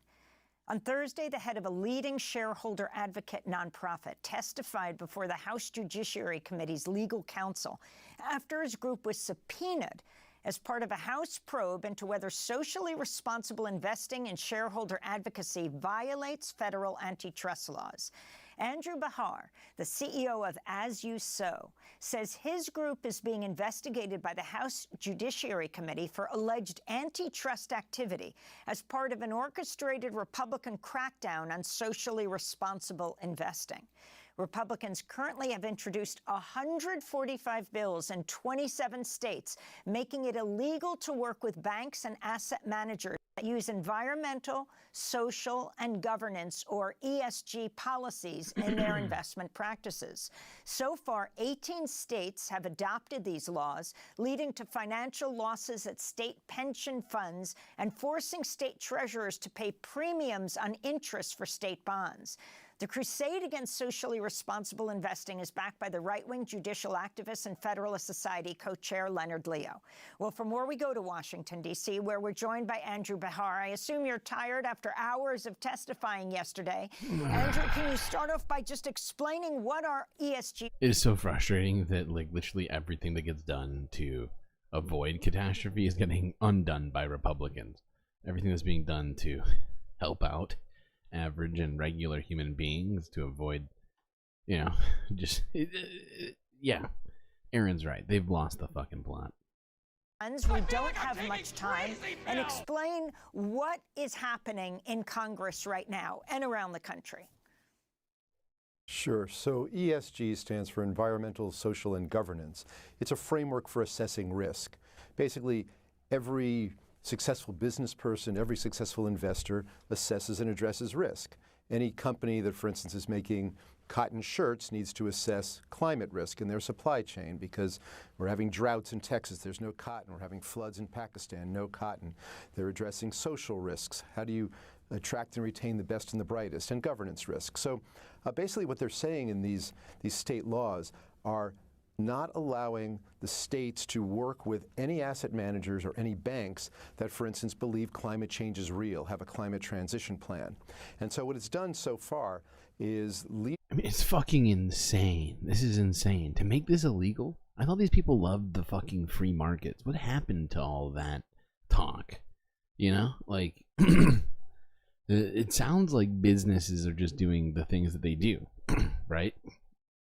Working with governments. I'm sure they don't have a problem with lobbyists or any, you know, sort of intervention on the way of governments in terms of like like allowing like religious organizations to not have to pay tax, or military people to, you know. But then when it comes to you know, it's ridiculous. Stop picking and choosing on this shit. Although that's not really a good example. My brain just broke because I was also trying to read chat at the same time, and I do this to myself too much. It's just because I want to talk to you, chat, and it's got nothing. It's not your faults. It's me. You know, I love you, and I just want to be able to respond to the things that you're saying. Uh-oh, BCAT. The incrementalism. Yep. Well, it's a problem right now, especially when things are going backwards. It really kind of flies in the face of a lot of the arguments for. Their pension funds underperforming, which is impacting the ability to retire for firefighters, teachers, policemen across these states. It's also, according to the Texas State Chamber of Commerce, which includes Exxon and Chevron, they just put out a report saying that the Texas bill cost the state $600 million and lost them 3,000 jobs. So these anti-ESG, this crusade, is really anti-business, anti-freedom, whereas basically just basic good business says you want to assess and address risk, and that's what they're trying to suppress. What would have happened if you didn't test? Which is insane. It's like the very bare minimum of accepting environmentalism is allowing corporations to prepare for it. It's pretty fucking crazy, because to me that's the literal lowest fucking bar, is to have corporations be at least attempting to govern themselves on this sort of a thing, right? At least be able to this sounds so fucking ridiculous, because you know how many fucking criticisms I have about corporations leading the way on climate change. But like, so it feels very sort of Twilight Zone to be making this argument. But what the fuck? How is it the Republicans are so against dealing with reality and so against accepting that science exists and is better than the Bible?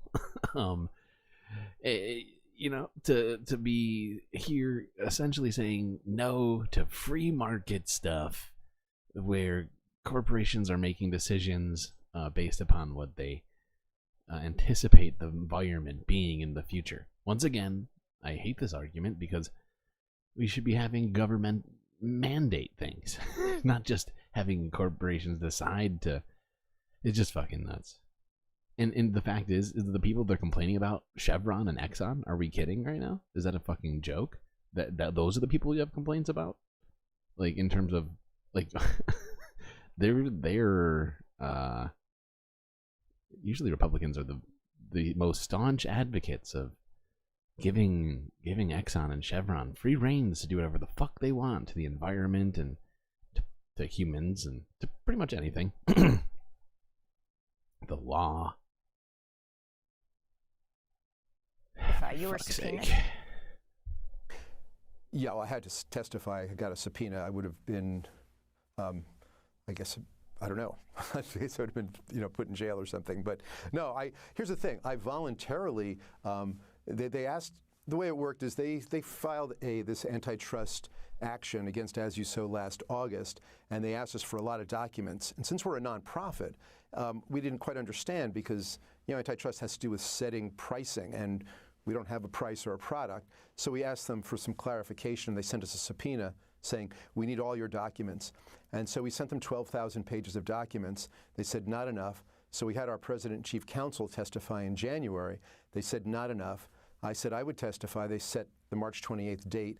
And then within a week of that, they threatened us with contempt of Congress. Literally all that Republican congressmen do, and the more and more I research into some of them, like, more I realize they're not real lawmakers. A lot of them didn't even get close to a law school. We were just talking about Matt Maddock. He didn't even go to college. All these people, they're just completely, they're all in there because they're just Christian nationalists, right? And they've found their base, and they just say the talking points, and they get into government, and they do nothing but ruin the progress that our government's supposed to be fucking making right now in the year 2024. Voluntarily was coming in, and then they sent a subpoena last week. So they're just... And so talk about this momentum that the chair of the committee, Jim Jordan, how hard is at the federal level and the states are pushing.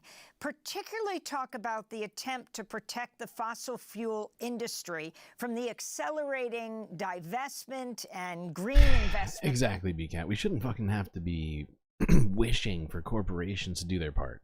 Right? It should be the government that's coming in and telling corporations you're not doing enough. Because the fact is that is the fucking case.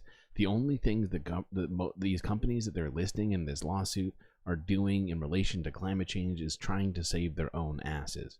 They don't care if the fucking world burns and floods until there's nothing left. Aside from a few billionaires in bunkers, right?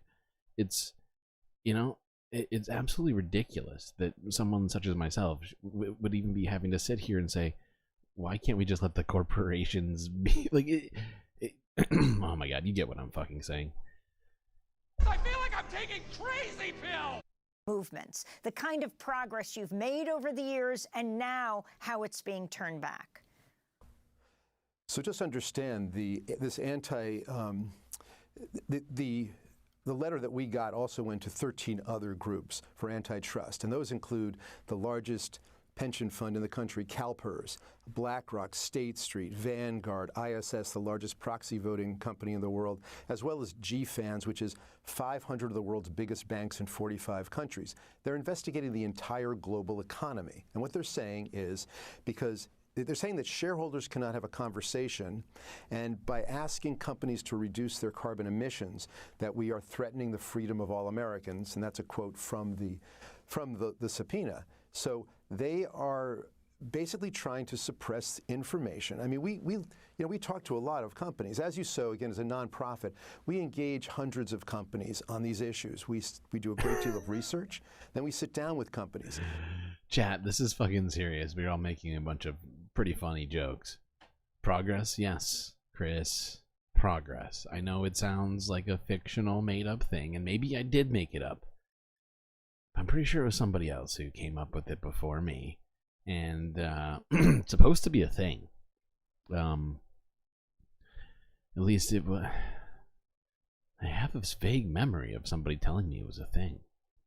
We try to help them find ways to reduce material risk for all stakeholders, and also to improve their long-term profit maximization, their long-term just becoming a better company. And we have great working with these companies. We've had great success, and that's a threat to them because what they're trying to do is to basically stop people from looking at the climate risk from the oil companies.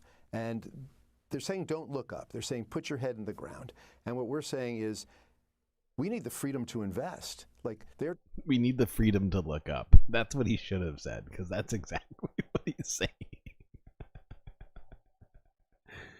Republicans don't want corporations to have the freedom to look up. That sounds like authoritarianism. I won't have it. I won't have it. Corporations must be free.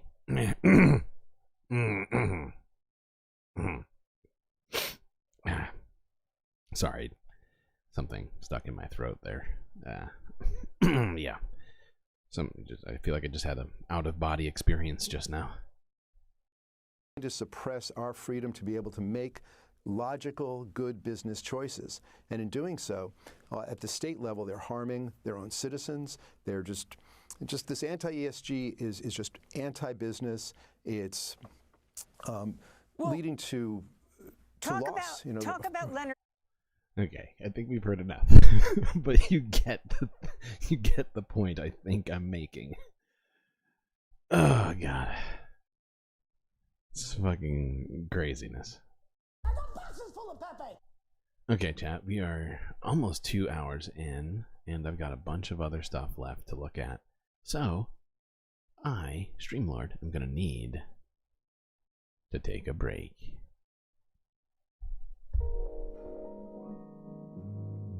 Now, while you're all sitting here by the pool, relaxing, taking in the beautiful space views, do consider subscribing to my Patreon, where a myriad of galactic benefits await. But beyond that, if $3 a month is too much for you, I understand. Capitalism's tough. So, you got two other things you could do to help me out. You could like or subscribe to my channel if you haven't done it already, which seems crazy, but it's a possibility. I keep looking at my video statistics, and it's like, hey, there's people who've never seen your videos, they're not subscribed. I'm like, what are you talking about? You're crazy. It makes no sense. So, I'm just gonna throw that out there. All right, be right back, Jen.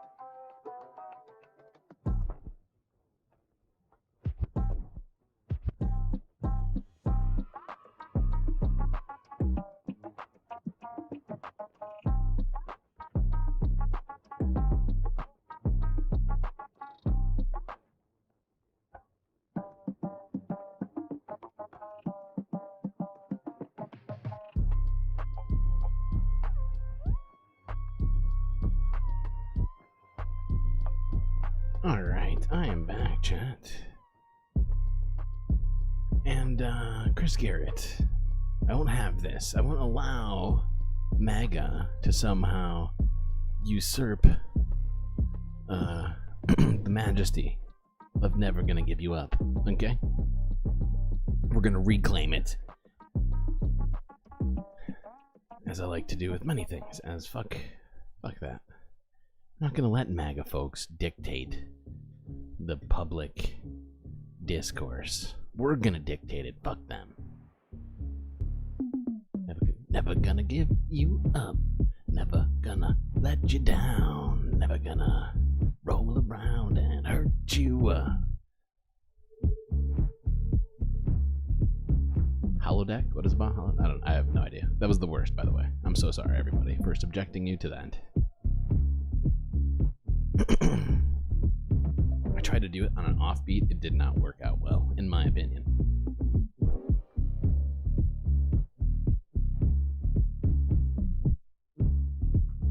Okay, what's next? I got boxes full of Pepe! Not gonna do it. Wouldn't be prudent at this juncture.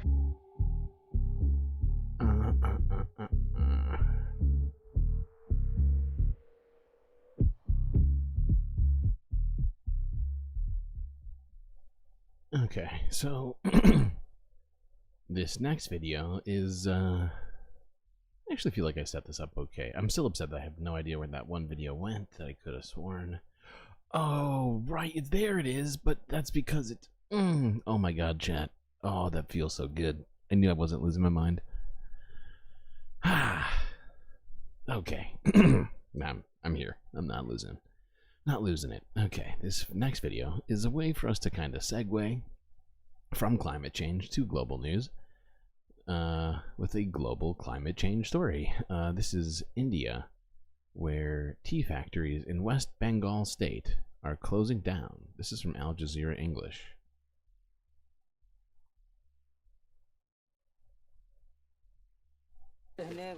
Bishnu Tanti is trying desperately to provide for his family of 5. He's one of hundreds of tea workers who don't have work due to estate closures. He's applying for an $18 monthly allowance the government pays when tea estates close. It's very hard to pay for the children's education and manage our daily expenses.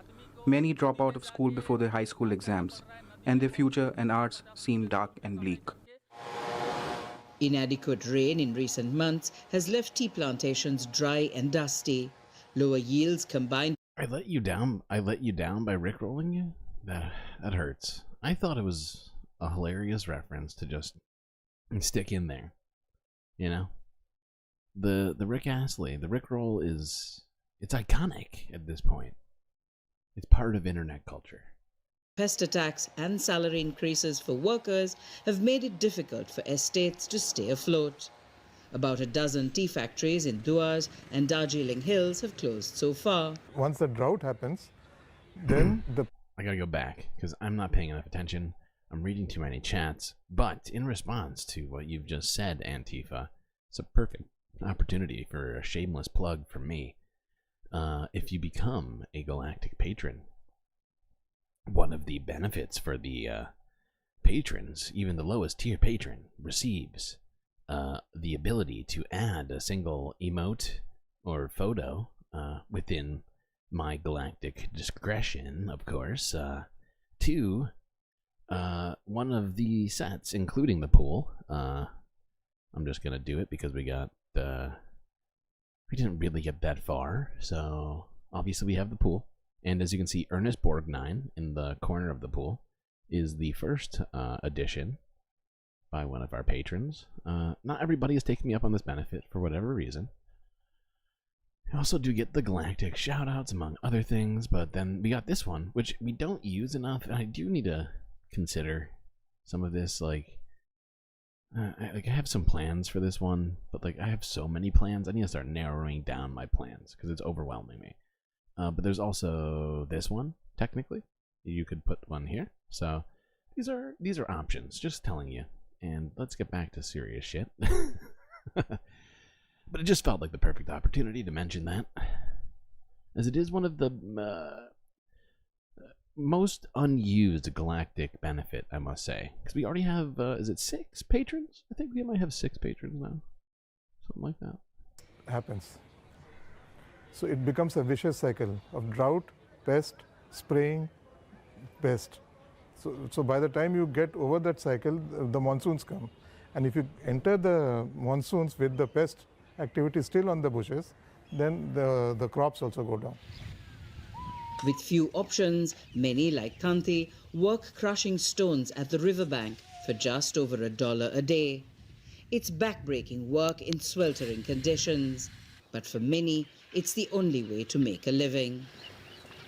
A scheme to help the unemployed has been suspended due to a dispute between the state and central governments.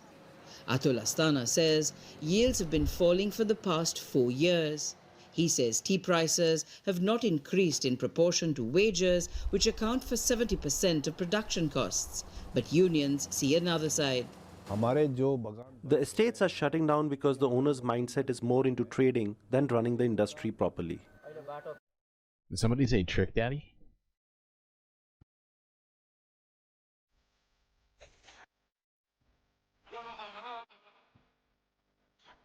Okay, I can't play any more of that or I'm definitely getting copyright struck. Last year, India's premium tea-growing region, Darjeeling, recorded its lowest production in 50 years. And with the conditions becoming increasingly difficult here, many fear the world's second-largest tea producer will... Son of a bitch, Chad. Did I have another... I had the wrong screen the whole time. I suck at life. At least 1 out of 10 times I try life. Bishnu Tanti is trying desperately to provide for his family of 5. He's one of hundreds of tea workers who don't have work due to estate closures. He's applying for an $18 monthly allowance the government pays when tea estates close. It's very hard to pay for the children's education and manage our daily expenses. Many drop out of school before their high school exams, and their future and arts seem dark and bleak. Inadequate rain in recent months has left tea plantations dry and dusty. Lower yields combined with pest attacks and salary increases for workers have made it difficult for estates to stay afloat. About a dozen tea factories in Duars and Darjeeling Hills have closed so far. Once the drought happens, then the pest happens. So it becomes a vicious cycle of drought, pest, spraying, pest. So by the time you get over that cycle, the monsoons come. And if you enter the monsoons with the pest activity still on the bushes, then the crops also go down. With few options, many like Kanti work crushing stones at the riverbank for just over $1 a day. Okay. Oh, I'm forgiven for playing Trick Daddy. Fantastic. See, sometimes my shenanigans really do pay off. It's so true. Take that, Mrs. Lee.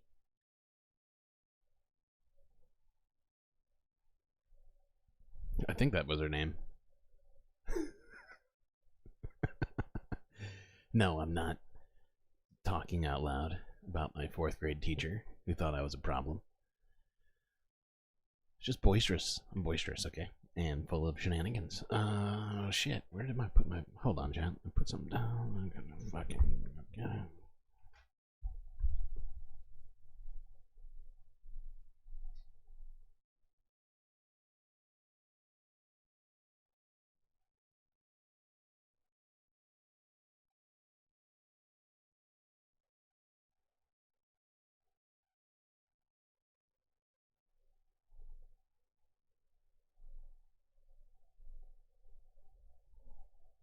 Okay. 4 more likes and we get Jessica Fletcher. Ooh. Yeah, 20, you're at 26. You're very close. Very, very close. Where are we going next? Oh. Straight to India. From India to India. This is from BBC News from a day ago. Indian election. Muslim minority fear violence and persecution.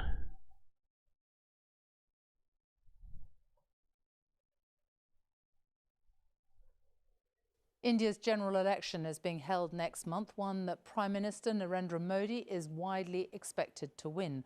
But his second term in power has been marked by deepening religious polarization and increasing Islamophobia. There are more than 200 million Muslims in India, making up the country's largest religious minority. Members of the Muslim community have told the BBC that they feel they are being marginalized and suppressed, claims consistently denied by India's Hindu nationalist government. Our South Asia correspondent Yogita Limai reports from northern India, and you may find the images in her report distressing. India is home to one of the largest Muslim populations in the world. And while religious fault lines have often stoked tensions, the sense of anxiety within the Muslim minority has rarely ever been as deep as it is now under Mr. Modi's government. On the streets of the capital Delhi, a policeman assaulted Muslims offering prayers. Just outside Goa, a Muslim man was beaten by a mob, forced to chant the name of a Hindu deity. And in Jaipur in the northwest, a family devastated by perhaps the most chilling incident of violence against Muslims in India. Umaisa Begum's husband, the father of their 5 children, Muhammad Asghar Ali, was among 3 Muslim passengers shot dead by a railway policeman on a train. If his killer was a Muslim, he would have been hanged by now. But that won't happen because he's a Hindu. Asghar's daughter, Amina, said, "No one can return my father to us."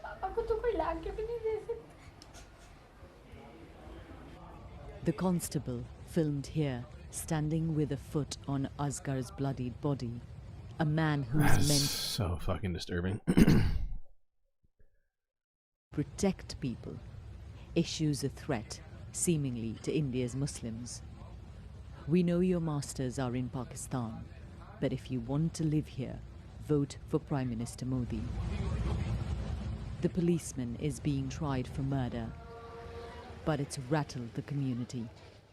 Human rights groups have recently raised concerns about what they say are illegal demolitions targeted specifically at Muslim homes, businesses and places of worship in different parts of India. Oh boy. Yeah, it is amazing how religion gets hijacked for the worst purposes. And then most of us are just forced to watch. And, oh, it's very frustrating.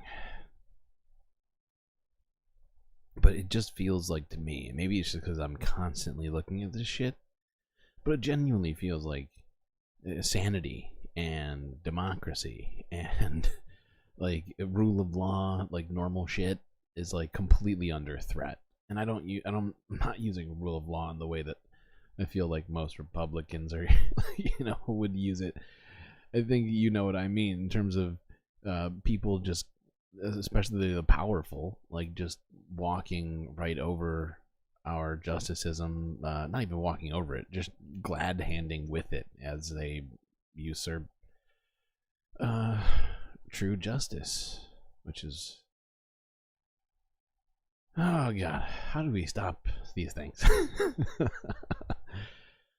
Oh god. And the thing about the India situation is it feels like it's so far removed from like if I didn't do this, like I wouldn't have to look at it, and I technically don't even have to look at it now, but it just feels right that we at least keep track of the fact that there's like a moderate sort of ethnic, like or at least seems to be the brewing of an ethnic cleansing in India, or at least it's been like, it's complicated, but it's been going on for so long. It's not really brewing, it's just been simmering.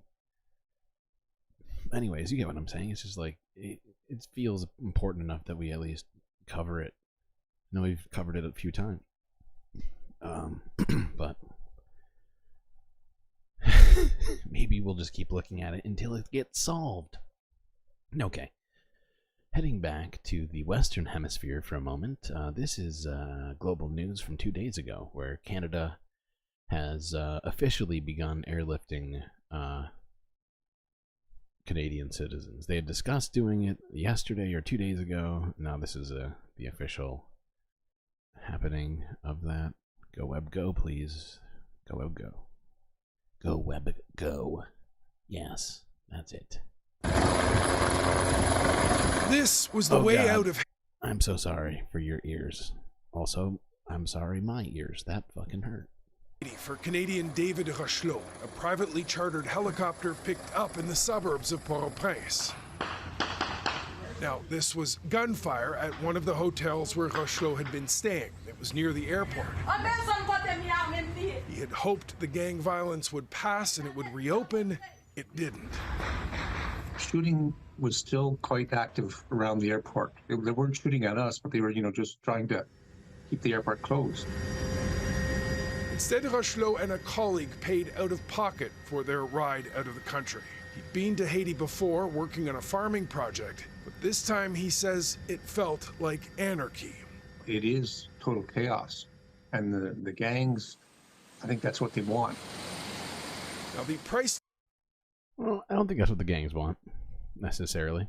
I think, to some degree, it seems like the gangs just want to take control back of their country, but the problem is you can't have gangs running countries. That's no good.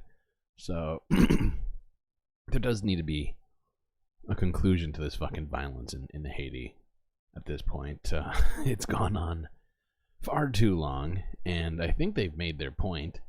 I guess part of the problem is that the Western powers keep pushing to send in troops and to try and reinstall some sort of a puppet government that they can dictate to. I wish there was an easy solution to this one too. But yeah, somehow the Haitians need to come together and find a way to govern themselves in a non-violent way. Okay, what's next?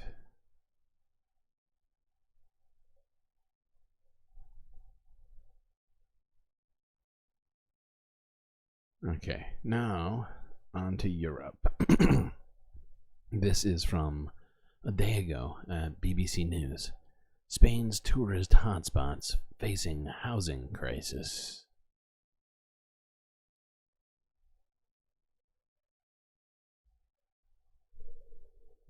Going next to the Spanish island of Ibiza and the soaring cost of a place to live there. In many parts of Spain, rental costs have risen steeply in recent years. But in the tourist hotspot of Ibiza, the rise has been magnified by the influx of foreign visitors. And that's left many locals unable to find affordable accommodation and businesses struggling to find vital staff, as Guy Hedgecoe reports. Ibiza is preparing for the summer tourist season. Its beaches and resorts have long been a magnet for holidaymakers, but its success has helped create a housing crisis. Across the Balearic Islands, rental costs have increased by nearly 20% over the last year alone, and in Ibiza, the increases have been even sharper. There are several reasons for the steep rise in rental costs. Higher interest rates and a higher cost of living have discouraged people from buying property. That in turn has led to an increase in demand for rented accommodation, pushing up rental rates. Tourism is also a major factor. Last year, 3.7 million people visited Ibiza and the neighbouring island of Formentera. Many stay in flats, pushing up rental prices and keeping locals out of the housing market. Cesar Nebrera is a chef, but although he has work, he's been sleeping in his car for the last 3 years.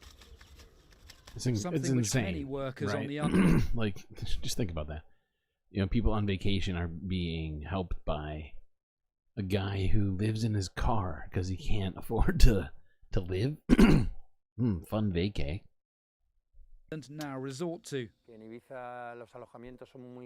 Ibiza, accommodation is very expensive, and it's getting more and more expensive, and the cost of renting is completely out of kilter with what you earn. When you've been living this long in a car, there comes a moment when you say, I can't do this anymore. I need a home.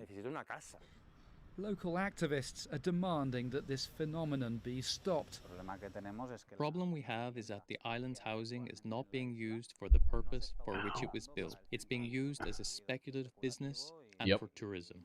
Yep. And that's where we stop that video, because that's really that is like the main point that I would make in this moment, right? Is we need to stop making housing a speculative marketplace for people to attempt to make money on, rather than for people to just live in. It is creating too many fucking problems to even start listing them all off. I think you all know a good number of them yourselves, so unless somebody really needs that list right now, I think I'm going to move forward. It just pisses me off. It is happening fucking everywhere. Okay,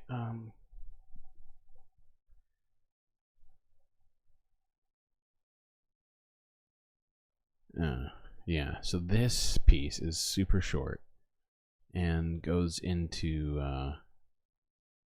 the Ukraine-Moscow, Russia situation, where Russia has now come out with an official response. According to them, the attackers were officially financed by Ukraine. Now, I think we can all agree this is probably completely made up. I really can't speak to the veracity of it, but I do genuinely feel like it's probably bullshit, although I can't back up that claim beyond speculation.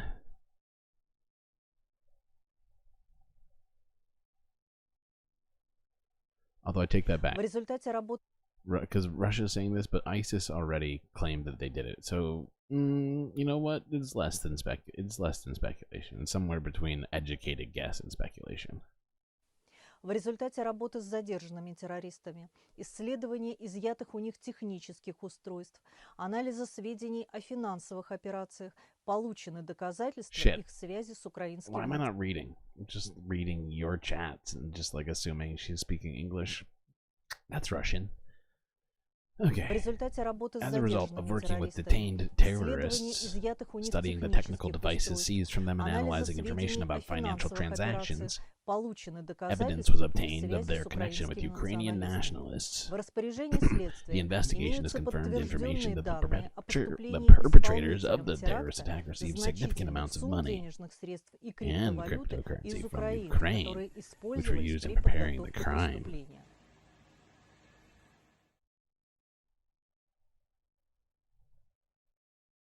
Not crazy at all.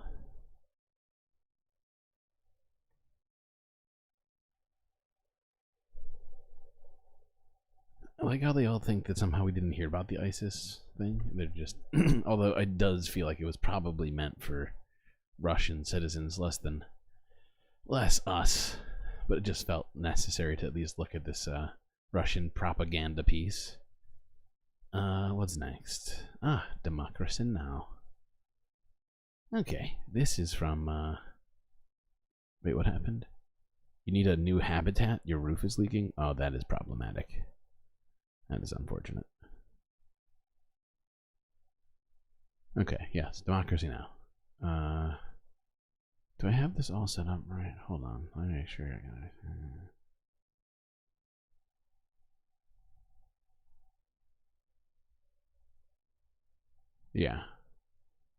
Yeah, let's do it this way. This first piece is Democracy Now! We're getting into Gaza now after, what, 2 hours? 2.5 hours?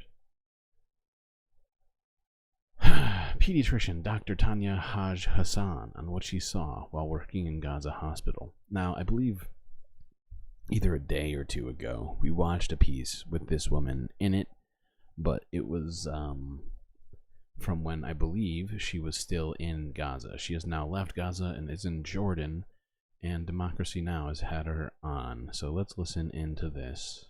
Nearly 6 months into Israel's assault on Gaza, the health sector has been completely decimated. Before October 7th, Gaza had 36 hospitals.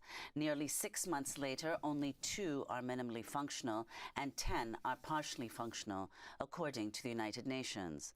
The rest have shut down completely after either being shelled, besieged and raided by Israeli troops, or running out of fuel and medicine.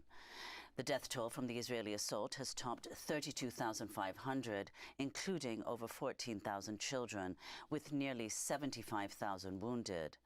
The entire population of Gaza is facing high or catastrophic levels of acute food insecurity, and famine is imminent in the north. At least 27 people, mostly children, have died of malnutrition and dehydration. In Al-Shifa Hospital in Gaza City, the largest hospital in Gaza, an Israeli raid is continuing for the 10th day. Israeli forces there have killed at least 200 people and detained over 400.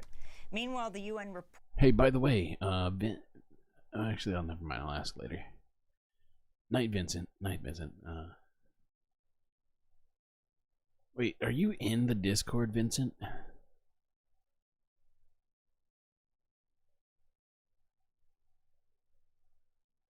that as of Tuesday, Al-Amal Hospital in Khan Yunis has ceased functioning. That leaves the remaining hospitals in Gaza that are able to partially function completely overwhelmed. One of those is the Al-Aqsa Martyrs Hospital in Deir al-Balah in central Gaza. Our next guest just spent 2 weeks volunteering at and living there with a team of international doctors. Dr. Tanya Haj Hassan is a pediatric intensive care physician who works with Doctors Without Borders. She's co-founder of the social media account Gaza Medic Voices, which shares firsthand accounts from healthcare professionals in Gaza. She just left Gaza yesterday. She's joining us now from Amman, Jordan.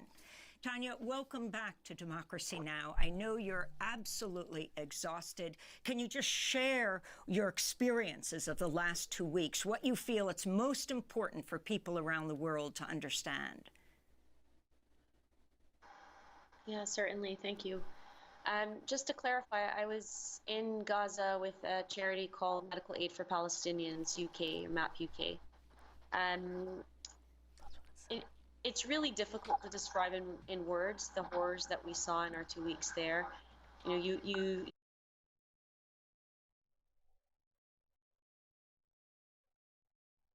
Is this the one?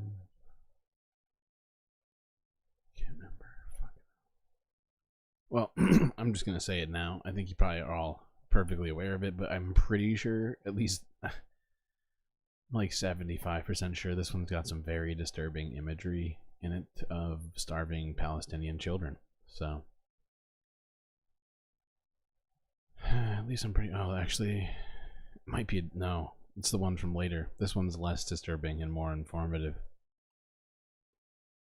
watch the news, you have some idea of what you're going to see, but experiencing in real time entire family structures collapsing, entire families being wiped off the civil registry, having to tell a father or a mother that their entire family, their lifelong partner and all of their children have just been killed and you weren't able to resuscitate them, is something that was very difficult to experience, and something that I hope I never have to experience again. And frankly, it's something that I just feel ashamed that we're still talking about, 7 months into this. It just is such a stark representation of our failure, of our failure as humanity. That this is not a humanitarian crisis. This is the worst of what humanity is capable of, and it's entirely all man-made. And when you witness it firsthand, it's an unbearable injustice. Well, Dr. Tanya Haj Hassan, thank you for that account. If you could also talk about some of the nurses with whom you worked. For our television viewers, you've seen some of the images that Tanya sent to us. And if you could speak specifically about a nurse whose name you cannot reveal for security reasons, who holds in his hand an infant, which we'll show now on screen. If you could talk about the story of what happened with this nurse and the child in his hands. Yeah, certainly. I think this photo is very representative of the utter exhaustion and yet ongoing determination of the healthcare staff there. Healthcare workers in general have been targeted since day one, as have health facilities. Al-Aqsa Hospital is a smaller hospital in the scheme of Gazan hospitals. The largest two hospitals are first Al-Shifa Hospital and then Al-Nasser Hospital. And as you mentioned in your introduction, both of them have been directly besieged. They've been targeted, bombed, deprived of resources. Their healthcare staff have been forced to flee. Many of the healthcare workers are arrested. They describe changing out of their scrubs or being told by civilians to change out of their scrubs when they're fleeing. We've had civilians give healthcare workers their own clothes so that they're not seen wearing scrubs, because we know that healthcare workers have been systematically targeted in this particular war. So it's hard to cut her off because she has a lot of good stuff to say. And if you want to see that whole interview, I would recommend you do at some point. It's not that long, but we do have more stuff to go through here. And maybe we'll listen to a little bit more. Hold on, I'm looking at my list. We'll watch a little bit more of this, actually. But you've actually fallen into my trap, Iraq. And by trap, I mean you've happened to mention something we're going to cover later. So, yeah, Syria is also a thing. I think I wanted to start by saying healthcare workers are under an enormous amount of pressure. They're directly targeted. These healthcare workers evacuate, travel a very long way, and then ultimately... Oh, what the heck just happened? Oh, don't do this. Don't play this game with me. There we go. Are back at work extremely hard, do all that they can to keep patients alive. And in this particular photo, this particular nurse, one of the most hardworking nurses that I worked with, had come to the end of a 24-hour shift, had tried very hard to resuscitate this infant and unfortunately was unable to, and then just passed out of exhaustion onto the stretcher in front of him, carrying the now dead child. A lot of times we can't even tell the parents that their child has been killed because there are no parents to be found, and that's unfortunately a very common occurrence. In many of the other photos that you'll see in front of you, I'm not sure which photos, Democracy Now! You're sharing. I can't see them on my end.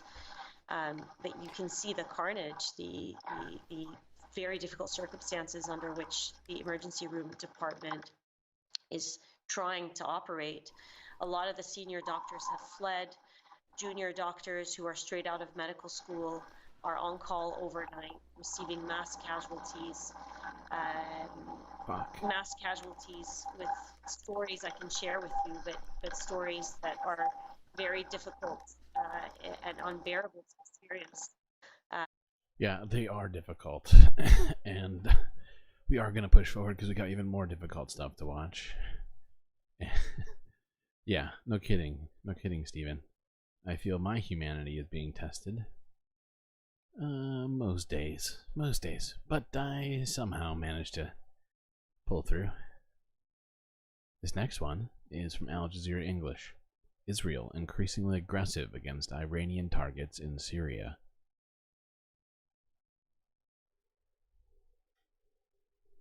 Israeli airstrikes in northern Syria have killed at least 37 people, including military personnel. The attacks targeted the city of Aleppo. They followed similar strikes on the capital Damascus, which wounded at least 2 people. Now, the Israeli military has previously acknowledged strikes in Syria targeting armed groups backed by Iran. Let's get the very latest now on this from Zina Khadar, our correspondent in the Lebanese capital, Beirut, who joins us now. We talked about the escalation in violence between Israel and Lebanon on Thursday, Zain, and now we're seeing an escalation too in Syria. What's going on?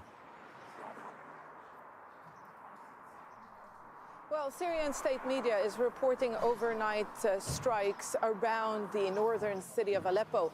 Syrian state media blaming Israel, saying that a number of civilians and military personnel were killed. Son of a bitch, did I do it media again? did not reveal what the target was, but Syrian activists on the ground are reporting that a weapons depot was hit. And they're also reporting that up to 37 people were killed, Syrian soldiers, but as well as Hezbollah fighters from the Lebanese armed group. The Lebanese armed group has a military presence in Syria, and some of their fighters have been killed in recent months. Now, in the past few days, we've seen almost consecutive Israeli strikes in Syria, whether in Aleppo, Damascus, or Deir ez-Zor in eastern Syria. Israel really widely hitting Syria, Iranian targets and Iranian-linked targets in Syria in recent months. We're seeing this marked increase in attacks. Okay. Well, sorry about that. My computer's doing weird stuff.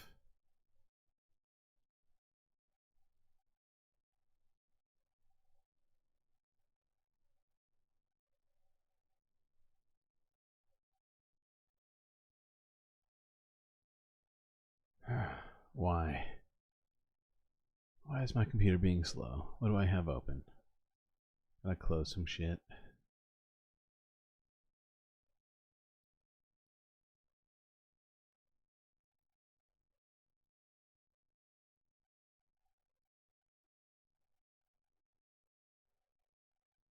Okay. Hopefully that'll help.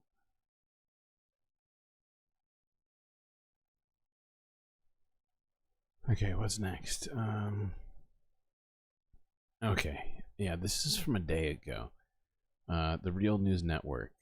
Norman Finkelstein and Chris Hedges discussed Israel and Gaza at Princeton College, or University, excuse me, Princeton University.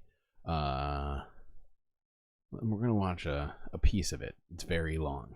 It's like 2 hours long, so we will not be watching the whole thing. So let me just cue us up.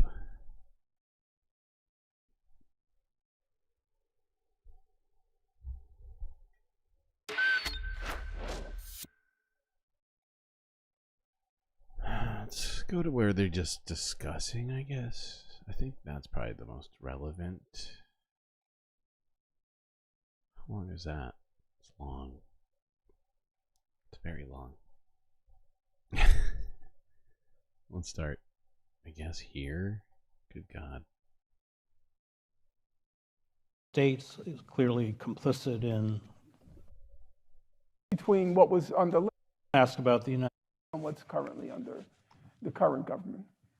I want to ask about the United States is clearly complicit in sustaining the genocide. I think 67 or 68% of the weapons stockpiles come from the U.S.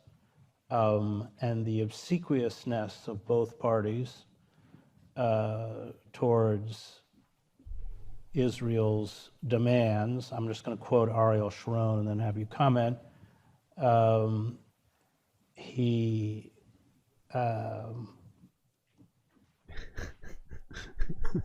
told Fink and Hedge.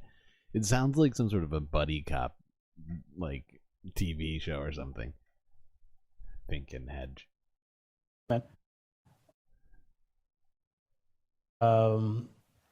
He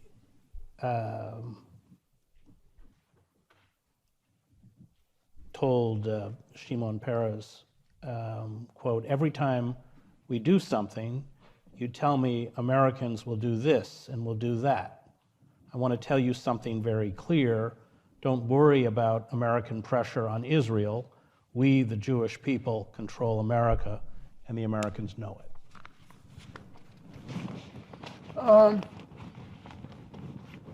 It has been a question for many people. Why is Biden acquitting himself in the fashion that he is?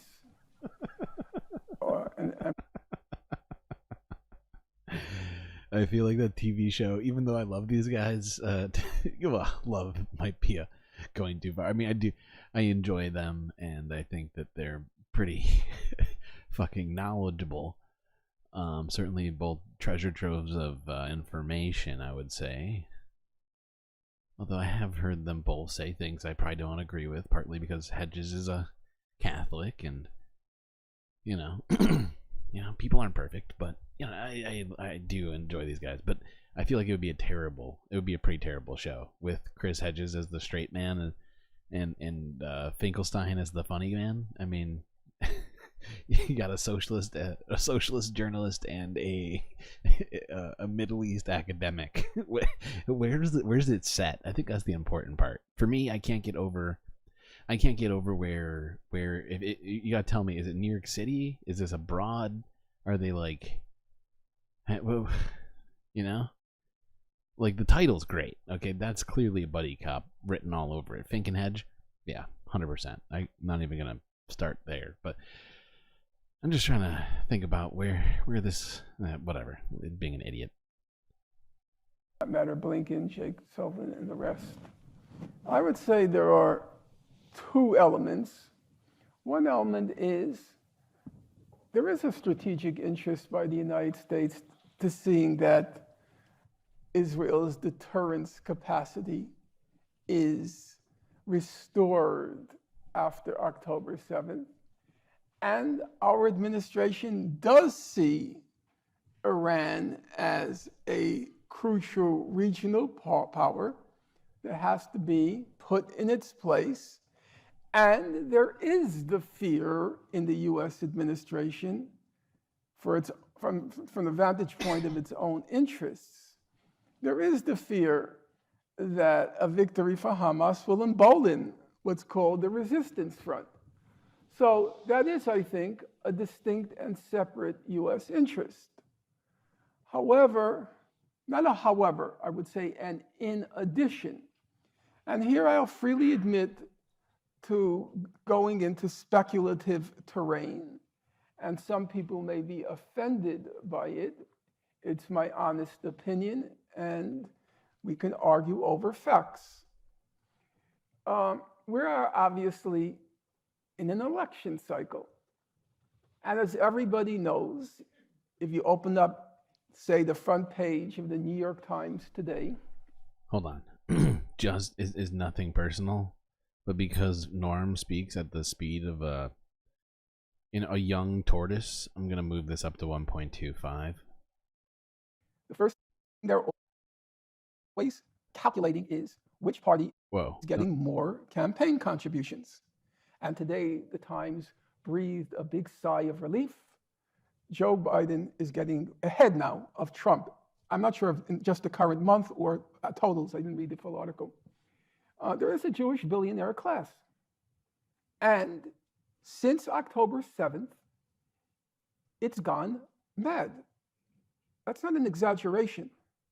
It is impossible to find an example in American history. Wait, you're making 40 gallons of 40 quarts of fruit salad? That's a lot of fruit salad. For what reason do you need?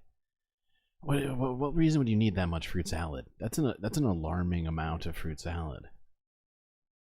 I need answers. This comment has brought more questions than answers for me. Of not one, but two Ivy League college presidents who were toppled in real time, in your face coups.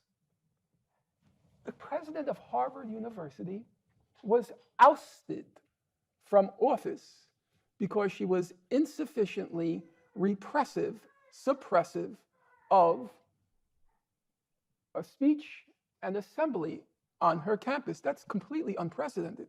It was the grossest, most egregious. Oh, it does say 200 people. I could have read further, but That's on me.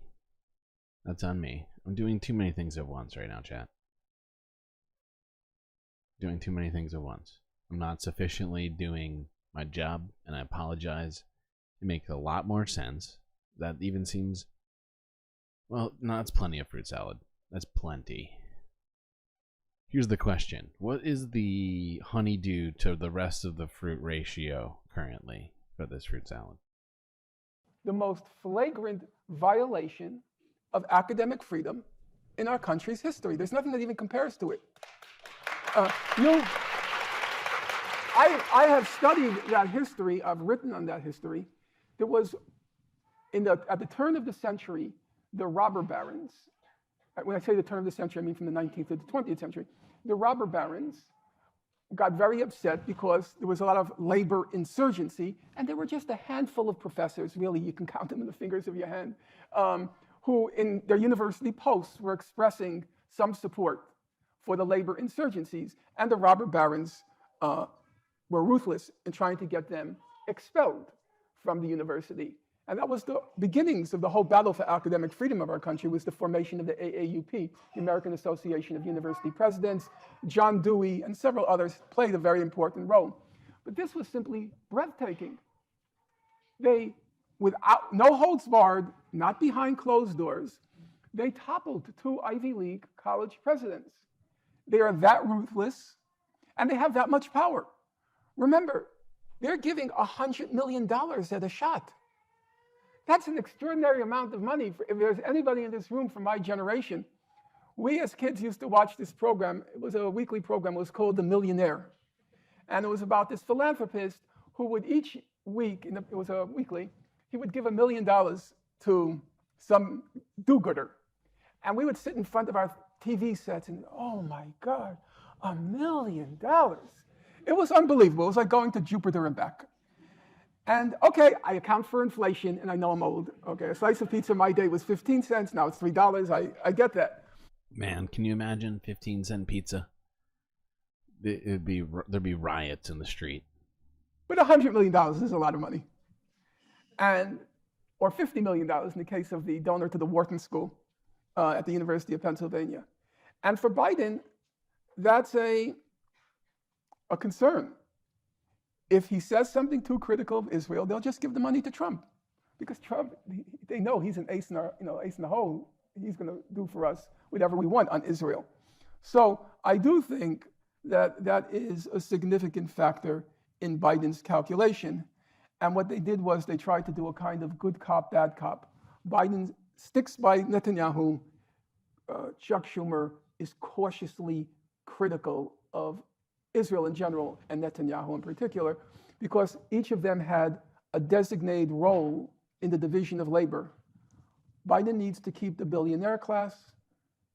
Schumer has to appease that restive base in the Democratic. One ripe honeydew. I don't know what that is in context to the rest of the fruit used in this situation. $1 million does still feel like a lot, but back then, when gas cost a nickel or whatever. How old is Norm again?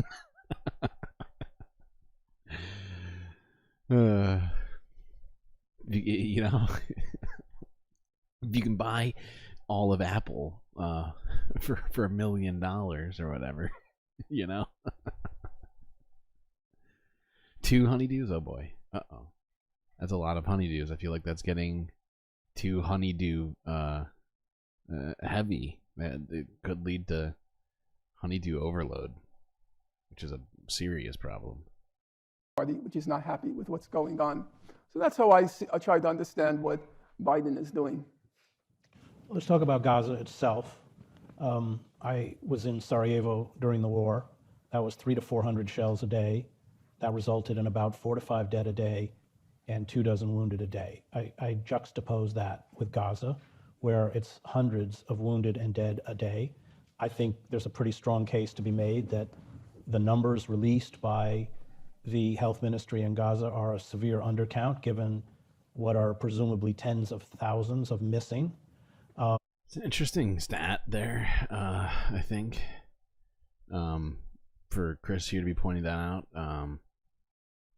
Like, and I've had that thought in my mind this whole time, but but you know, he is a smart journalist, and I think we can probably agree with him in this case that it's severely undercounted. There may be tens of thousands of dead Palestinians right now that are under the rubble or just obliterated. Wait, what the heck is Hawaiian fruit salad or mac salad? Honestly though, what is up with melon being better bald? What is it about the shape of a ball, of a sphere, that improves the experience of eating melon? I don't get it, but it's a thing. That's why melon ballers exist. And also the bombing itself, Gaza is only 5 miles wide, 20 miles long, is of such intensity that it's, from my own experience, hard to believe it's 30,000. But I want to talk about the reaction of with the exception of Yemen and the Houthis. There is really no resistance. And your parents were both, you survived the Holocaust, and your mother was in Auschwitz, right? Was that correct? Father. Your father. And my mother was in Majdanek. And so in some ways it does replicate the Holocaust in the sense that the rest of the world does nothing. We are watching this slaughter being live streamed, and other than rhetorically, and it's worse because of course you have the rhetoric, but then you have the arms shipments now largely through Cyprus being helicoptered in, the UK, and there are some countries, Canada just announced that they'll cease sending weapons. I think the Netherlands have stopped, right? Norway, but so I'm going to speed this up. Well, not speed it up further. Actually, I'm going to slow it back down to a regular speed because they have a questions portion where they allow the students to ask questions. So let's go to that. Where does that start? Like here? Be situated on the point that the Houthis, if starvation. So they would be the third, in my opinion, recipients of that prize. Wait, hold on. I actually want to hear this one for sure. Dang it, chat. Okay. There's something happening here. Still without benefits. Come to the defense of Gaza. Literally every 3 weeks, they're back at the ICJ demanding that the ICJ do it's going to go on. And lo and behold, the vote. God dang it. Where is this fucking spot? I need to start taking more notes, chat. This system is starting to really falter. Weapons, I think the Netherlands have stopped, right? Norway, but nevertheless, it's being sustained. But I want you to because that's also that period of history you know well. Fuck it. To draw comparisons in terms of what we're seeing and the reaction. I would say there are many factors in trying to make an analogy. The fact of the matter is that Hitler couldn't have done what he did without a war. He couldn't have possibly carried out the final solution had he not had the cover of a war and the fact that it was being executed, at least in theory, it was being executed, so to speak, behind closed doors. Now, if you were in the German army, if you were in the Wehrmacht, you were on the front. And 50% of the Jews were killed on the front. They weren't killed in the concentration camps. They were just lined up and shot down. So that's, in my opinion, a very thin alibi that you didn't know what was going on. But at least you can call it an alibi. You can grasp something. Here, there's no alibi. It's being done right out in the open. There's nowhere to hide in this current round. And a significant number of UN officials are saying it out loud. It took them quite a while to say it, but now they're saying it out loud. This is a genocide. Mass starvation is. Man, he's struggling with that beeper, I feel like. Look at all the raptors in chat. Rawr.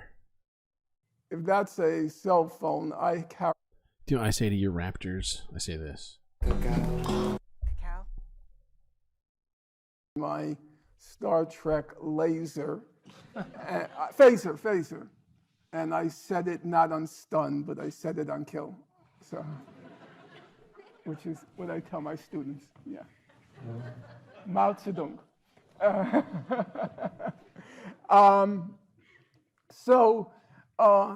In that respect, it's actually worse now because it's being just out in the open. And we have the facts, we have the figures. We don't have just the Hamas Ministry of Health. There have been 3 very systematic, stringent, exhaustive studies done, and they said the Hamas Ministry of Health numbers are right. It's not a speculative fact. Now, I just want to say that what they record is only out of the morgue yeah, of no, hospitals. Yeah. So that's no, but I'm saying to the extent that we use the Hamas numbers, they've been confirmed by 3 independent, stringent studies. Now, when I was in a debate with Benny Morris and I mentioned the figure of 30,000, he said, oh, we could have killed 500,000 if we wanted to. I said, that's not really true because there's a gap that separates the wish from the deed. It's called politics. And the international community, it exists and it puts constraints. We all wish they were much more significant, those constraints. But I said, considering what you've accomplished, when you look at the numbers, more children killed in Gaza since October. Okay, I've failed my job slightly, so I don't know I cannot remember where this fucking spot is, so I'm just going to move it forward to where the questions are, because I know that they're over here.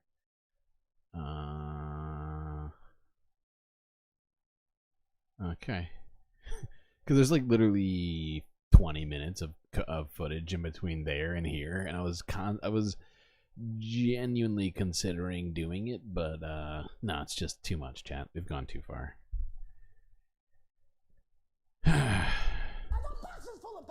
Okay. I have no problem reconciling it for this very simple. Oh, wait, not quite. They're doing it. You could speculate, but I think there's one very good reason why they're doing it. You know why? Because what's happening to Gaza happened to them. Between 2015 and 2018, because of the Saudi US-backed blockade, about 80,000 Yemenis starved to death. They understand starvation. So they would be the third, in my opinion. Hold on, we got a problem. Things are acting weird. Oh, we're debating pineapple on pizza? I'll be honest, chat, this might be a little bit controversial, but I'm pro pineapple and ham on pizza. I'm a fan of a Hawaiian. I'll definitely rock a Hawaiian. Granted, I'll pretty much eat any pizza you put in front of me, but it's actually up there on my list of things I would choose to put on pizza. Maybe not my first choice, but it's on there. It's a choice that you can, I think in some cases, should make. Why, though, is my software being a complete butthole to me right now? I don't appreciate this. And I feel like this is aggressive. Like this is being aggressive with me right now. Okay, there we go. Recipients of that prize. So we're going to open to questions. Keep them short. Don't give speeches, please. Yeah, so turns out that we'll probably have to exit this building in about 20 minutes because campus security kind of wants us out here by then. So what we're going to do is raise your hand. Yeah, raise your hand if you want to ask a question.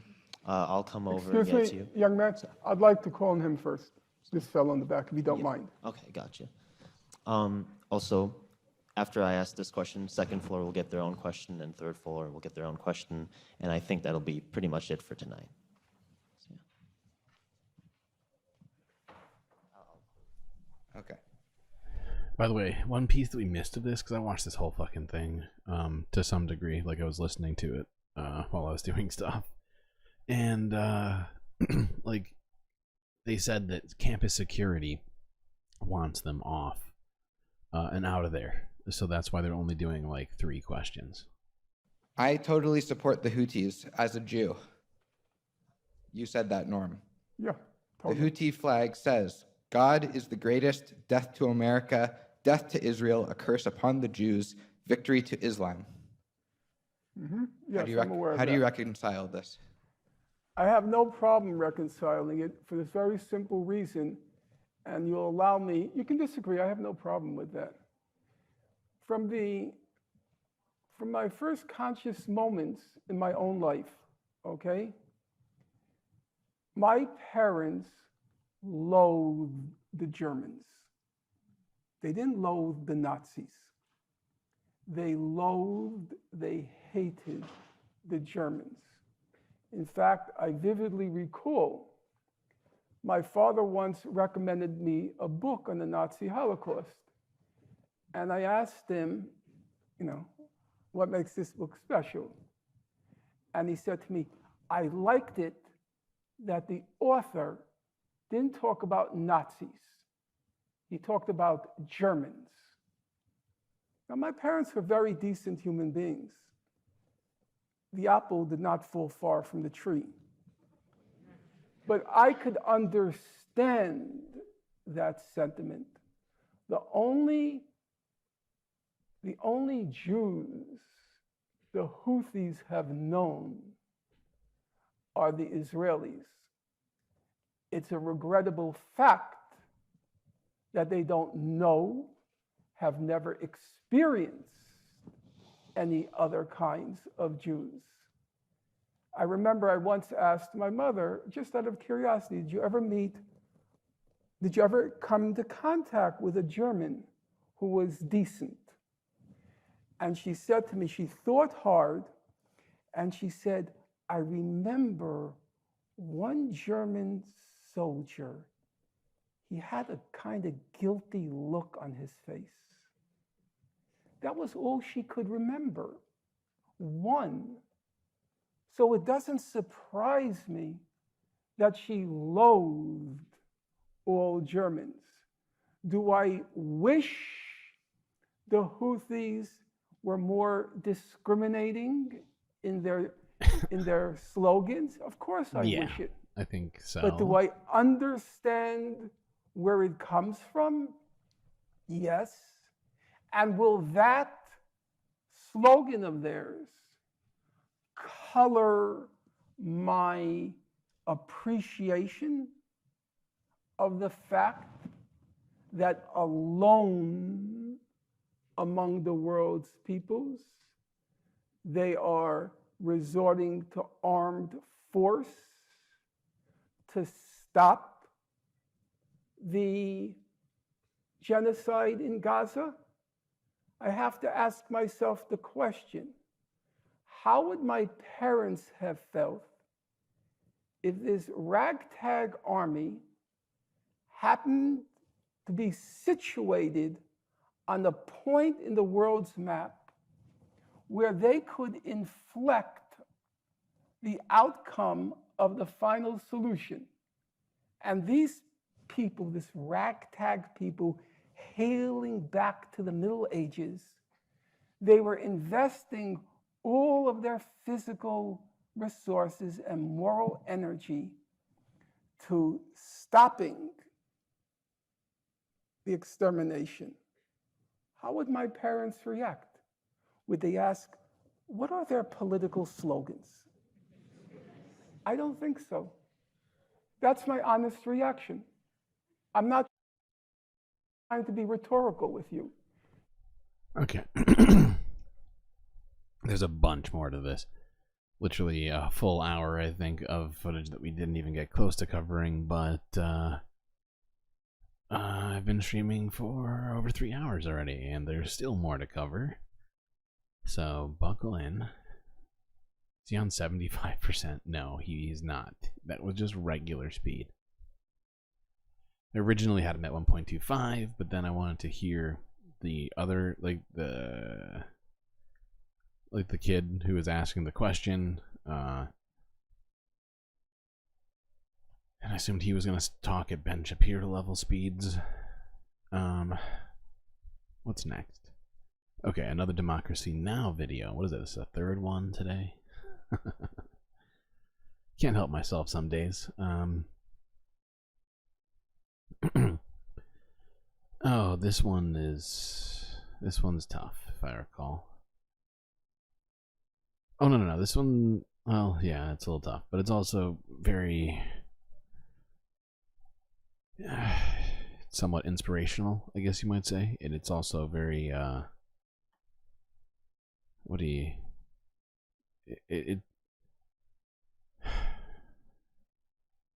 it's the sort of thing that you would think we would have seen more of up to this point, and people going to this degree of seriousness. We've seen only a few.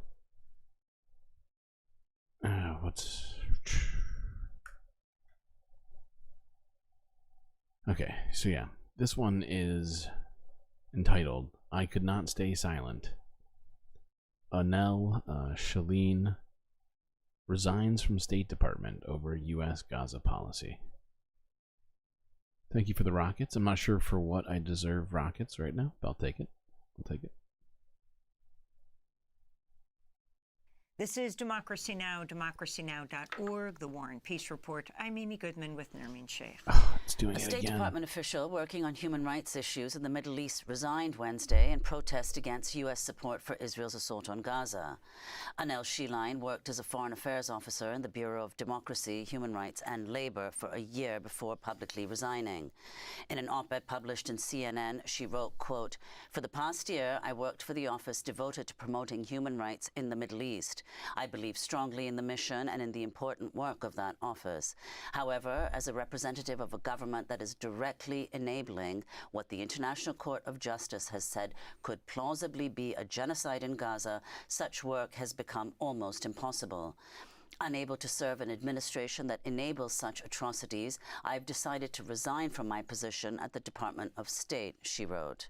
Anel Shalin is the most significant protest resignation over U.S. support for Israel's assault on Gaza since the resignation in October of Josh Paul, the senior State Department official involved in arms transfers to foreign governments. Anel Shalin joins us now from Washington, D.C. Anel, welcome to Democracy Now! Can you tell us further about the decision you made? Thanks so much for having me and for your coverage of this issue. I hadn't initially planned to resign publicly. I hadn't been at State for very long, and I didn't think it would necessarily matter.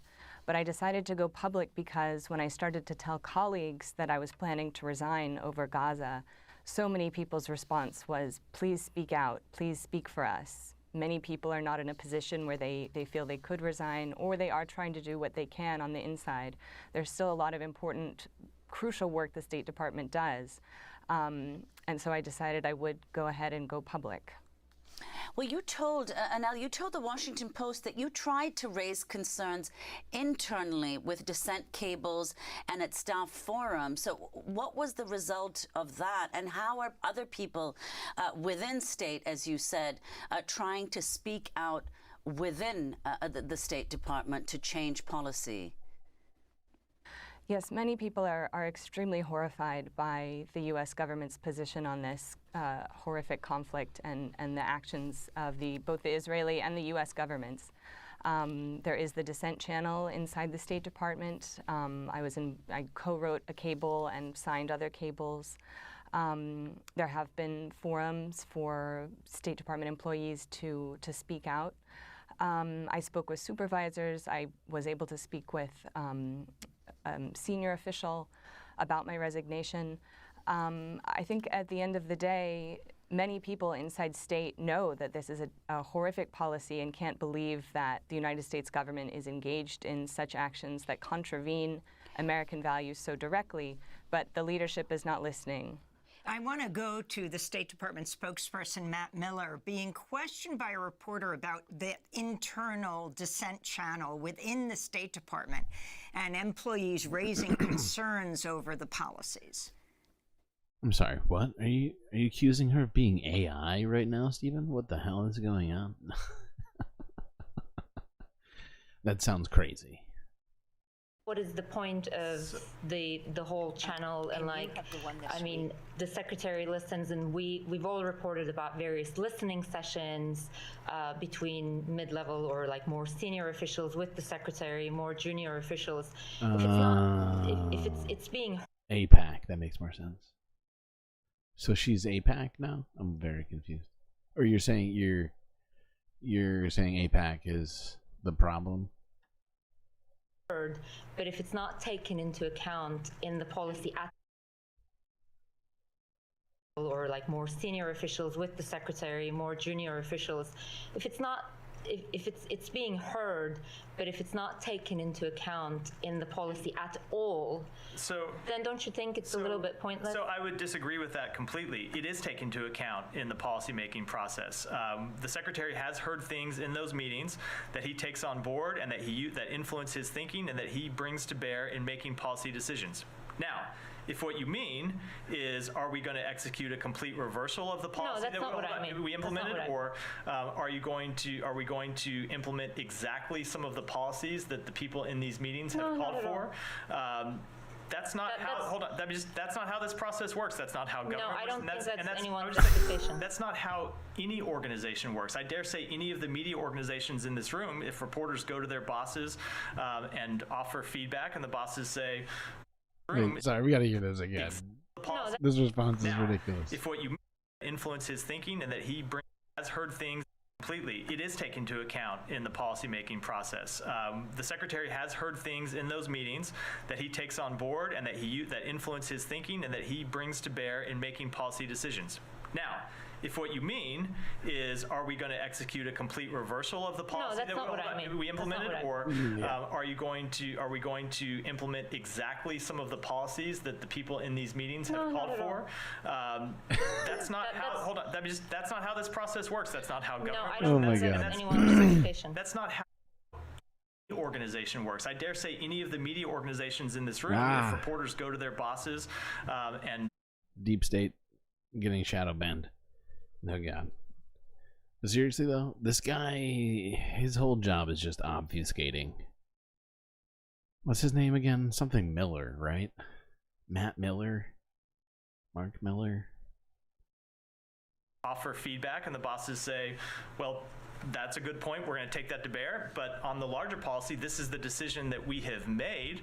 You're doing a long rant on something that I didn't suggest. But do you have any examples on, any changes? I'm genuinely curious. Yeah, I will say with respect to any number of issues, with respect to the delivery of human. Exactly, Schmegley. You make up your own question and you answer that instead, so that you have at least said something. It would be weird to just stand there and not say anything. Humanitarian assistance. We have heard good ideas from people inside the building who have come and offered constructive feedback, and we have implemented those.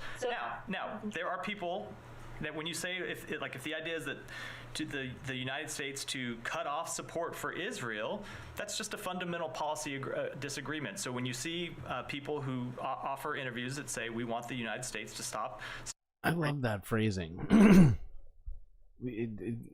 because it essentially presumes that the only way for Israel to defend itself is for America to give it weapons.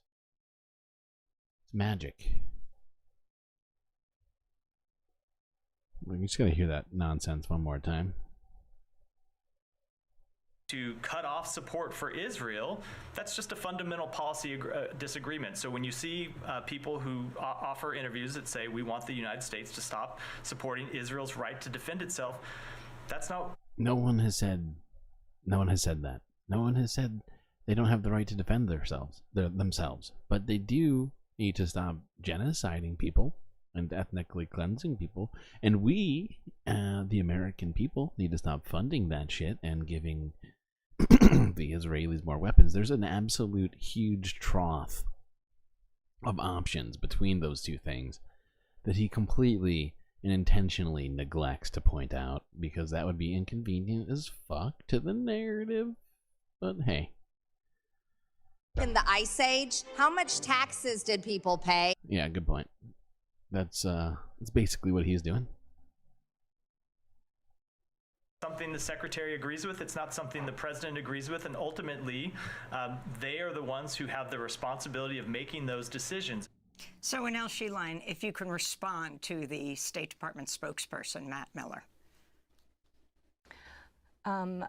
You know, I think American law is quite clear here in terms of the Leahy laws, for example, of that when a foreign military is credibly accused of gross human rights violations, the law is that the U.S. will no longer provide weapons to those units. Or 620I of the Foreign Assistance Act, that a government that is blocking American humanitarian aid is no longer eligible for U.S. military assistance. These laws are not being applied. So I think this is not only having a horrific effect on the people of Gaza, but in terms of America's standing in the rest of the world. This administration came in pledging to reestablish American moral leadership, re-engagement with the international community, uphold the law and the so-called rules-based liberal international order. And I think it's just become clear that this administration is not in fact carrying out any of those pledges. And you know, my work was on human rights, which is very important work that the State Department does. But I think on this issue in particular, the political calculus has been that U.S. support for Israel is a better political move.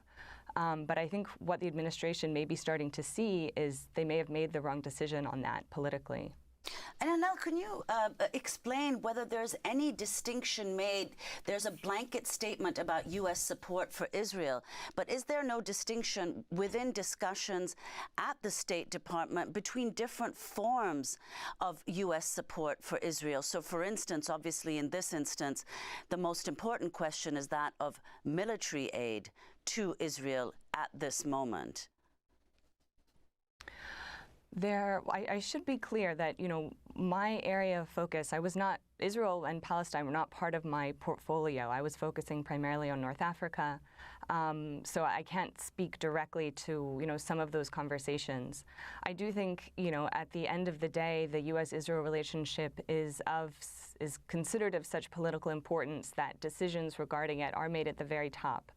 And so while there are other processes and certainly discussions going on inside state, inside other parts of the government about some of those nuances you were discussing, I don't think we're likely to see any public shift on any of that until those decisions come from the top that they're ready to reimagine the U.S.-Israel relationship.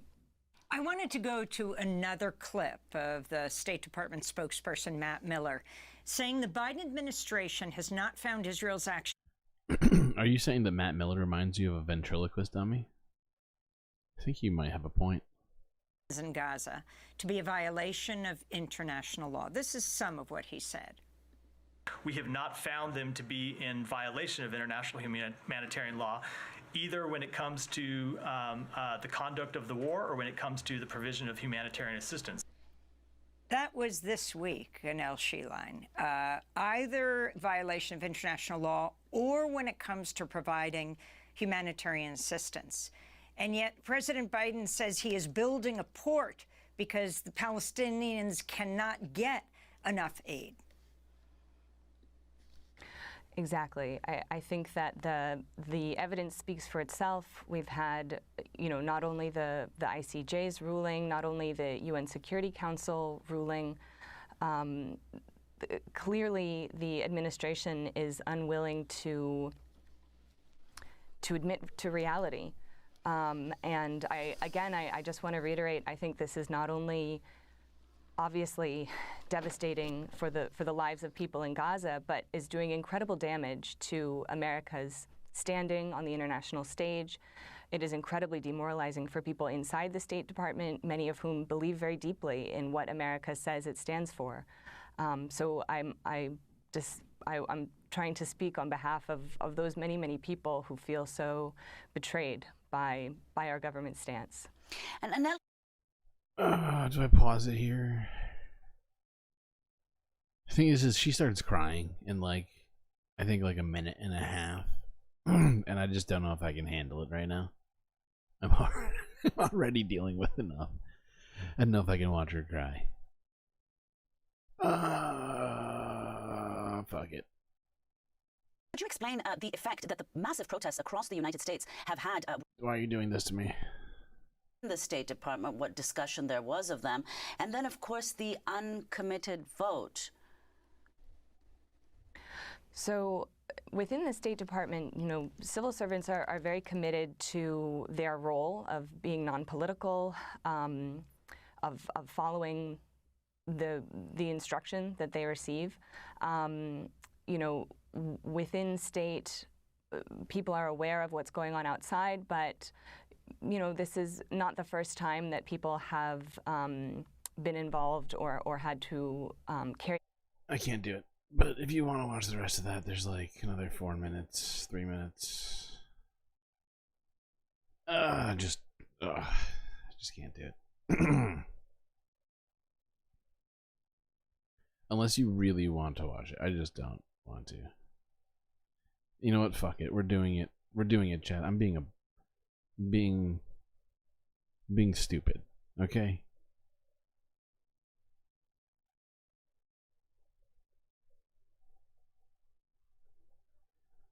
We're gonna watch it, but it gets tough. Wait, why is my stream software being an idiot to me right now?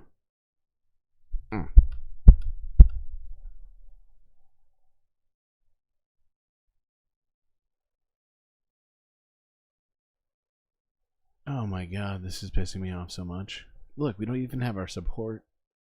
I can't even switch it over to the correct thing. This is very frustrating.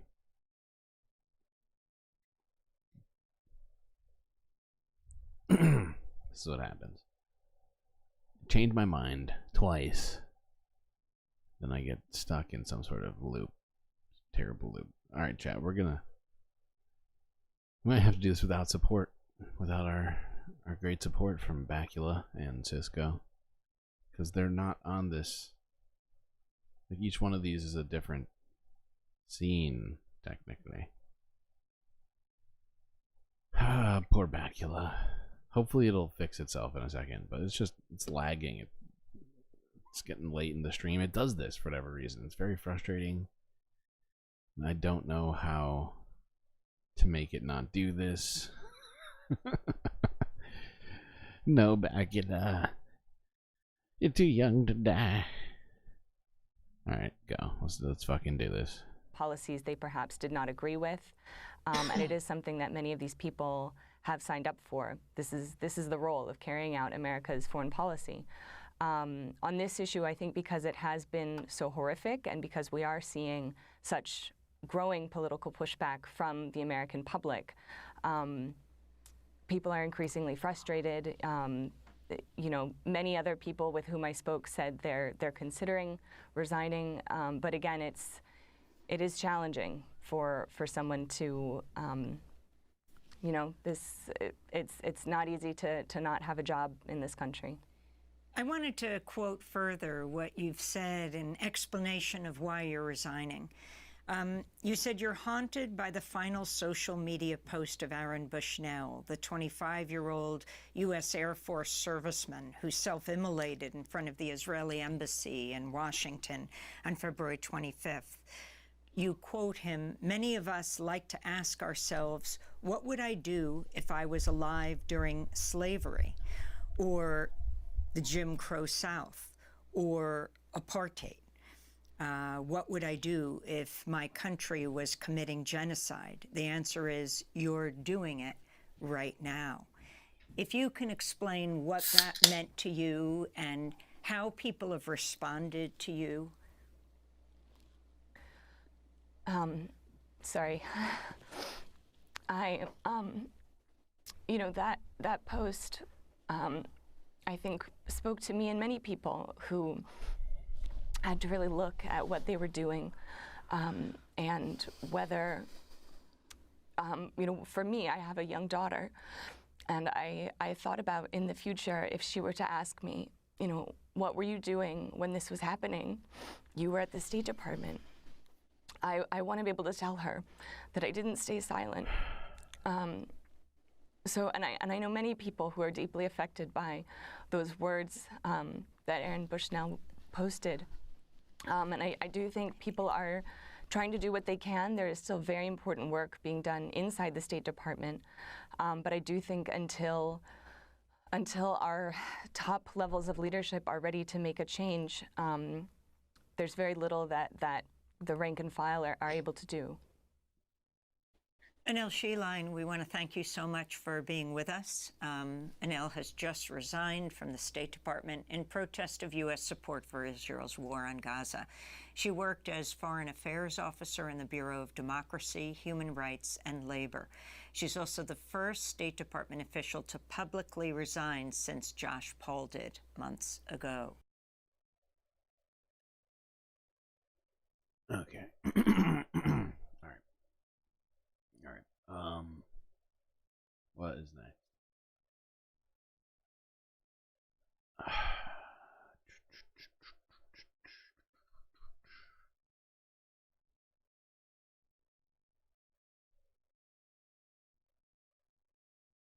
Can we even manage to watch this next one? I don't know.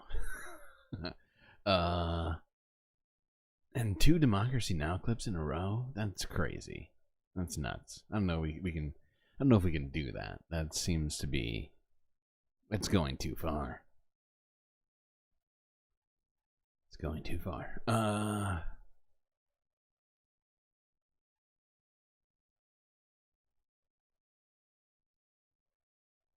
But this is. Although we kind of know about this. We know enough about this. We've seen enough of that. We know that Gaza is starving. And we know that the United Nations UNRWA organization has been cut off by many countries.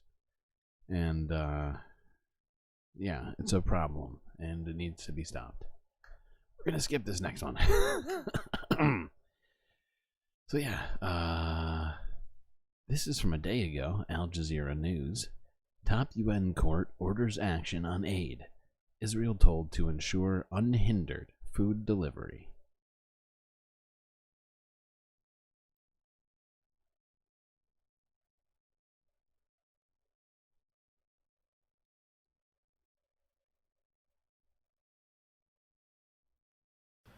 The world is watching as Palestinians go hungry due to Israel's war on Gaza. It's now clear the ICJ is watching as well. On Thursday, the court unexpectedly announced new orders on Israel to try to prevent famine. There are 3 new provisional measures, but the most significant one calls on Israel to, without delay, ensure unhindered provision of humanitarian aid, everything from food and water to clothing and shelter, throughout Gaza, including increasing the capacity and number of land crossing points and maintaining them open for as long as necessary. This additional provisional measure also calls on Israel, with immediate effect, to halt any military action that prevents the delivery of that aid. The Secretary General has no say over the decisions made by the primary judicial organ of the UN, but is following the case closely. We do believe, as a matter of principle, that all member states need to abide by and implement decisions of the court.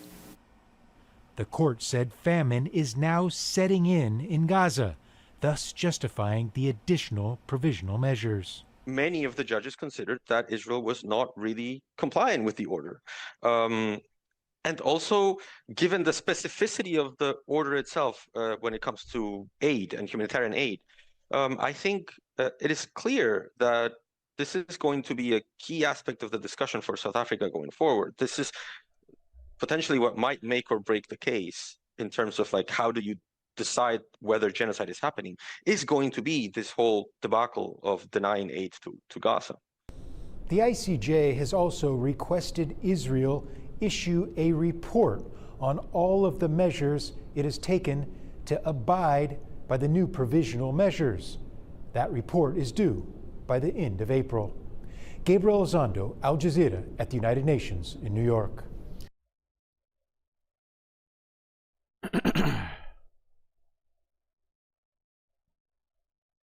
Okay.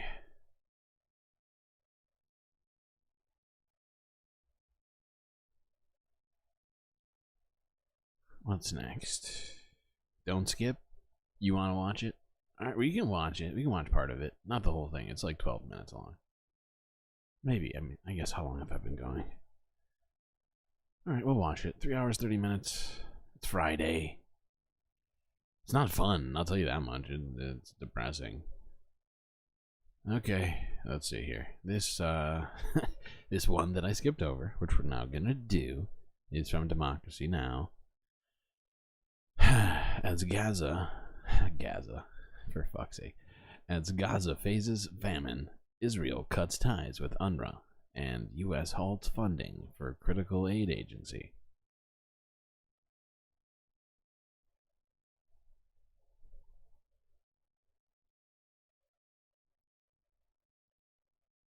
This is Democracy Now!, democracynow.org, the War and Peace Report. I'm Amy Goodman with Narmin Sheikh. Despite a UN-backed report that found famine is imminent in northern Gaza, Israeli authorities informed the United Nations on Sunday that it will no longer approve the passage of any UNRWA food convoys into northern Gaza. This is Israeli spokesperson David Mentz speaking to reporters on Monday. UNRWA are part of the problem, and we will now stop working with them. We are actively phasing out the use of UNRWA because they perpetuate the conflict rather than try and alleviate the conflict. In response to the news, UNRWA Commissioner General Philippe Lazzarini wrote in a social media post, quote, "This is outrageous and makes it intentional to obstruct life-saving assistance during a man-made famine. These restrictions must be lifted." UNRWA is the largest organization with the highest reach to displaced communities in Gaza. By preventing UNRWA to fulfill its mandate in Gaza, the clock will tick faster towards famine and many more will die of hunger, dehydration and lack of shelter, he wrote. The decision came as President Biden signed a $1.2 trillion appropriations bill that stripped... Yeah, great point, Stefan. UNRWA, part of the problem? Oh, weird. The people tasked with helping, like their only job is helping, they're definitely part of the problem. We've all been looking at it from the wrong angle. Funding to UNRWA for the next year. The U.S. first suspended aid to UNRWA in late January when the Israeli government leveled allegations that 12 of the agency's 30,000 employees were involved in the Hamas attacks of October 7th. The unsubstantiated allegation prompted other top donors, such as Germany, the European Union, and Sweden, to cut funding to UNRWA, although a number of countries have recently announced their intention to resume funding. For more, we go to Amman, Jordan, where we're joined by Tamara Arifai. She's spokesperson for the UN Palestinian Agency, UNRWA. Welcome to Democracy Now!, Tamara. If you can start off by talking about the significance of what the U.S. has done. President Biden signed off on a bipartisan law that dealt with a lot of issues, but among them, cutting off aid to UNRWA for the next year. And the U.S. is by far the largest funder of this UN Palestinian Relief Agency. Thanks, Amy, and thanks as always for giving UNRWA this platform. The decision by Congress and consequently by the U.S. government to stop funding to UNRWA this year is a huge blow. There is no sugarcoating. The impact on our finances is huge. And also the impact on the politics around UNRWA, seeing our largest donor and many times our closest partner withhold funding, which means withhold trust to UNRWA, is a huge blow to us.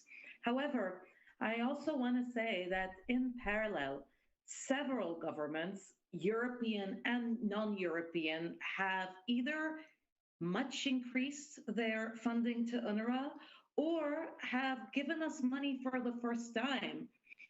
Also, we're getting overwhelming individual support donations from $10 to $20,000 to our campaigns and our drives. And that speaks for a sentiment that is also galvanizing around UNRWA, around its role, and mostly around the fact that it is not possible to just decide to pull the plug on a UN agency.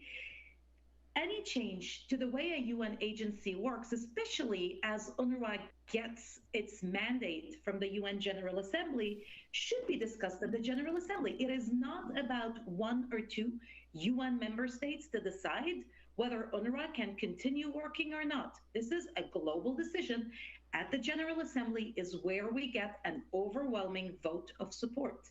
And that is where such a conversation should take place. Whoa. Whoa. Didn't mean to do that.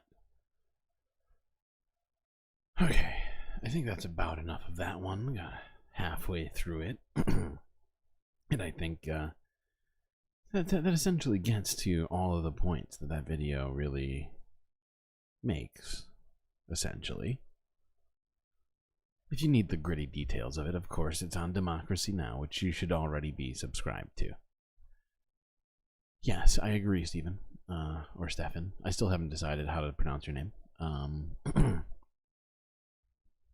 It is good that some are doing it. I feel like I'm always... I hate being the cheerleader for incrementalism and, like, little victories. But I feel like that winds up being my weird job. Like, in between all of the looking at the doom, being like, oh, hey, yay, a thing happened. Well, what's next?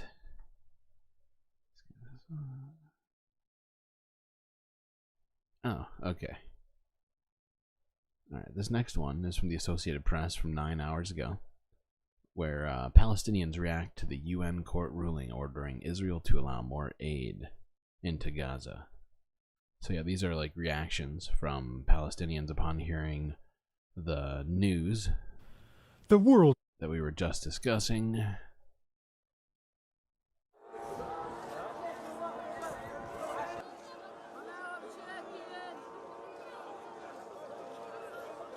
الوضع الإنساني بالمرة تعبان. فيش إمكانية يعني بدنا حل I forgot about this. Hold on. Back 10 seconds.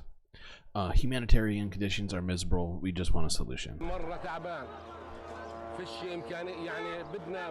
We need a solution.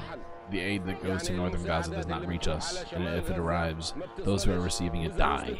The aid that arrives in southern Gaza is being sold in the markets and retail or wholesale for the merchants. It's a disaster. It was a courageous and good decision by the International Court of Justice. But will Israel abide by the ruling? Israel is above all and above the law.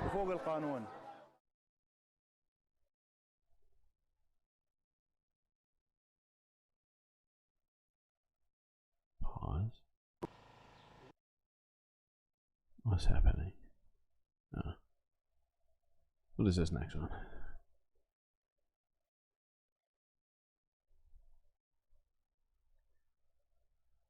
Either is fine? Oh, okay. Cool.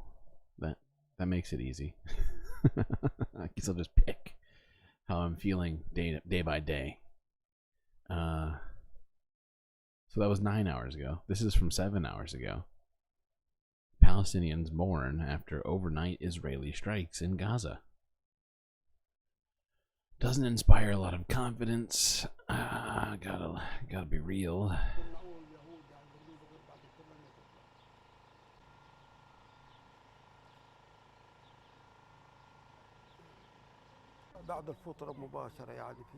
Right after iftar, within about an hour, a missile struck. There were women and children inside. There's nothing else. That's freaking tragic. Oh my god. It's just a full room full of people crying. This is oh god, this has gone way too far. For fuck's sake. Someone stop the madness, please. I feel like I'm taking crazy pills! Okay, so this is from literally, this isn't even from 2 hours ago. This is from, I think, like, this must be like 4 or 5 hours ago. When did I refresh this page? Anyways, this was directly before I started streaming. I saw this, which I thought was a good way for us to end the stream. So I do have something to remind you all of at the end of this. But this is from NBC Bay Area from quote-unquote 2 hours ago. Because really all of these are technically from the time that I started streaming. And I always forget to mention that. But this is a video of protesters calling for Gaza ceasefire demonstrating outside the USNS Harvey Milk in San Francisco. Police step in after an unusual protest outside the Navy ship known as the USNS Harvey Milk. The new fueling and supply vessel is about to leave San Francisco for Virginia, but today protesters chained themselves to the vessel as part of an ongoing call for a ceasefire in the Israel-Hamas conflict. Here's NBC Bay Area's Sergio Quintana. Today, at least 8 demonstrators managed to make their way onto Piers 30 and 32 and to the gangway of the USNS Harvey Milk. We even watched as San Francisco police tried to keep them from getting on the ship itself.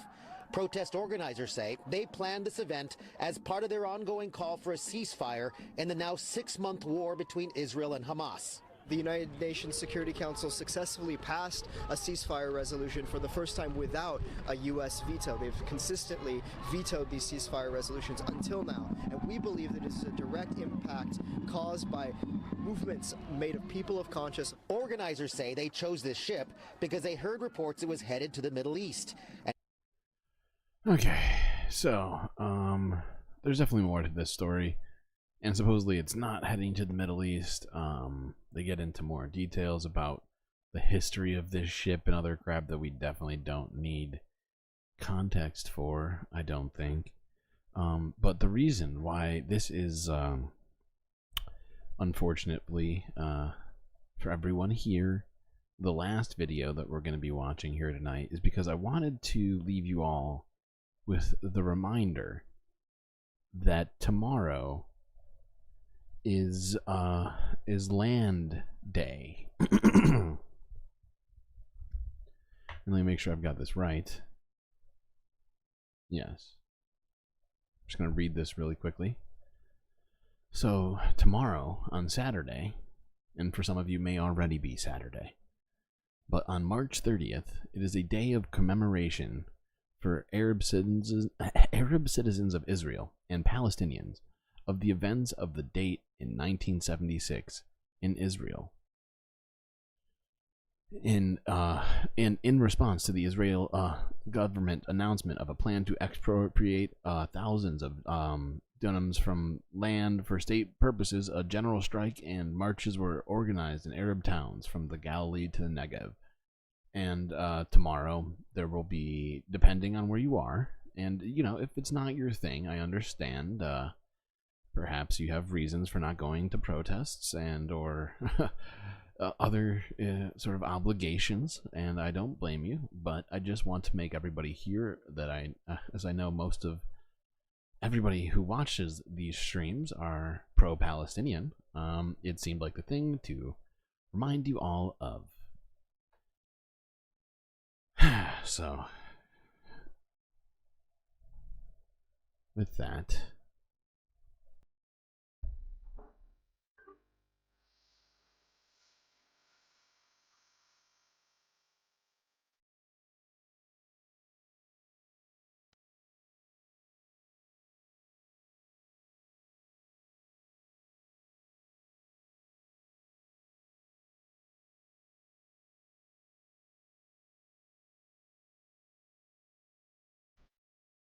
Well, chat, my head is spinning after all of that. So much staring into the abyss, my eyes are burning. It's been a pleasure having you all here for this stream.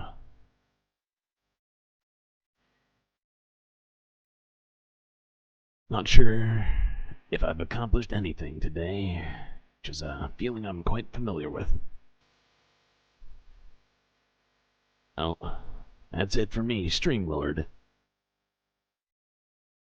Till I see you next time, you stay classy, Galactic Stream Nation.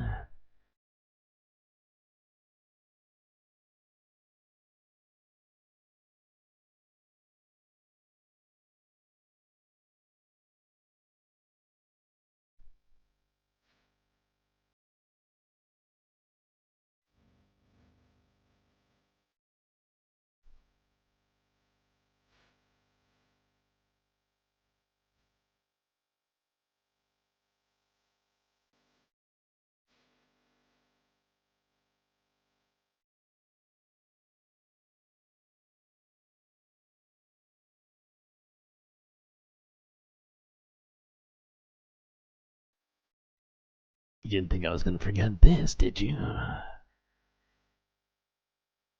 This here is the official end of stream Galactic Patron shoutout. These individuals here in front of you are your Galactic producers. Gabby, Aaron W, Pitchforks Dragon, Goth Dogs, and the Anti-Corporatist. Much love to these people. Without their contributions, this stream would cease to exist.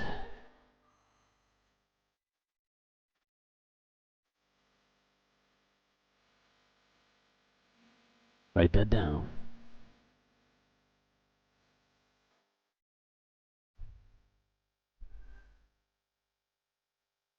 I'm a box full of Pepe.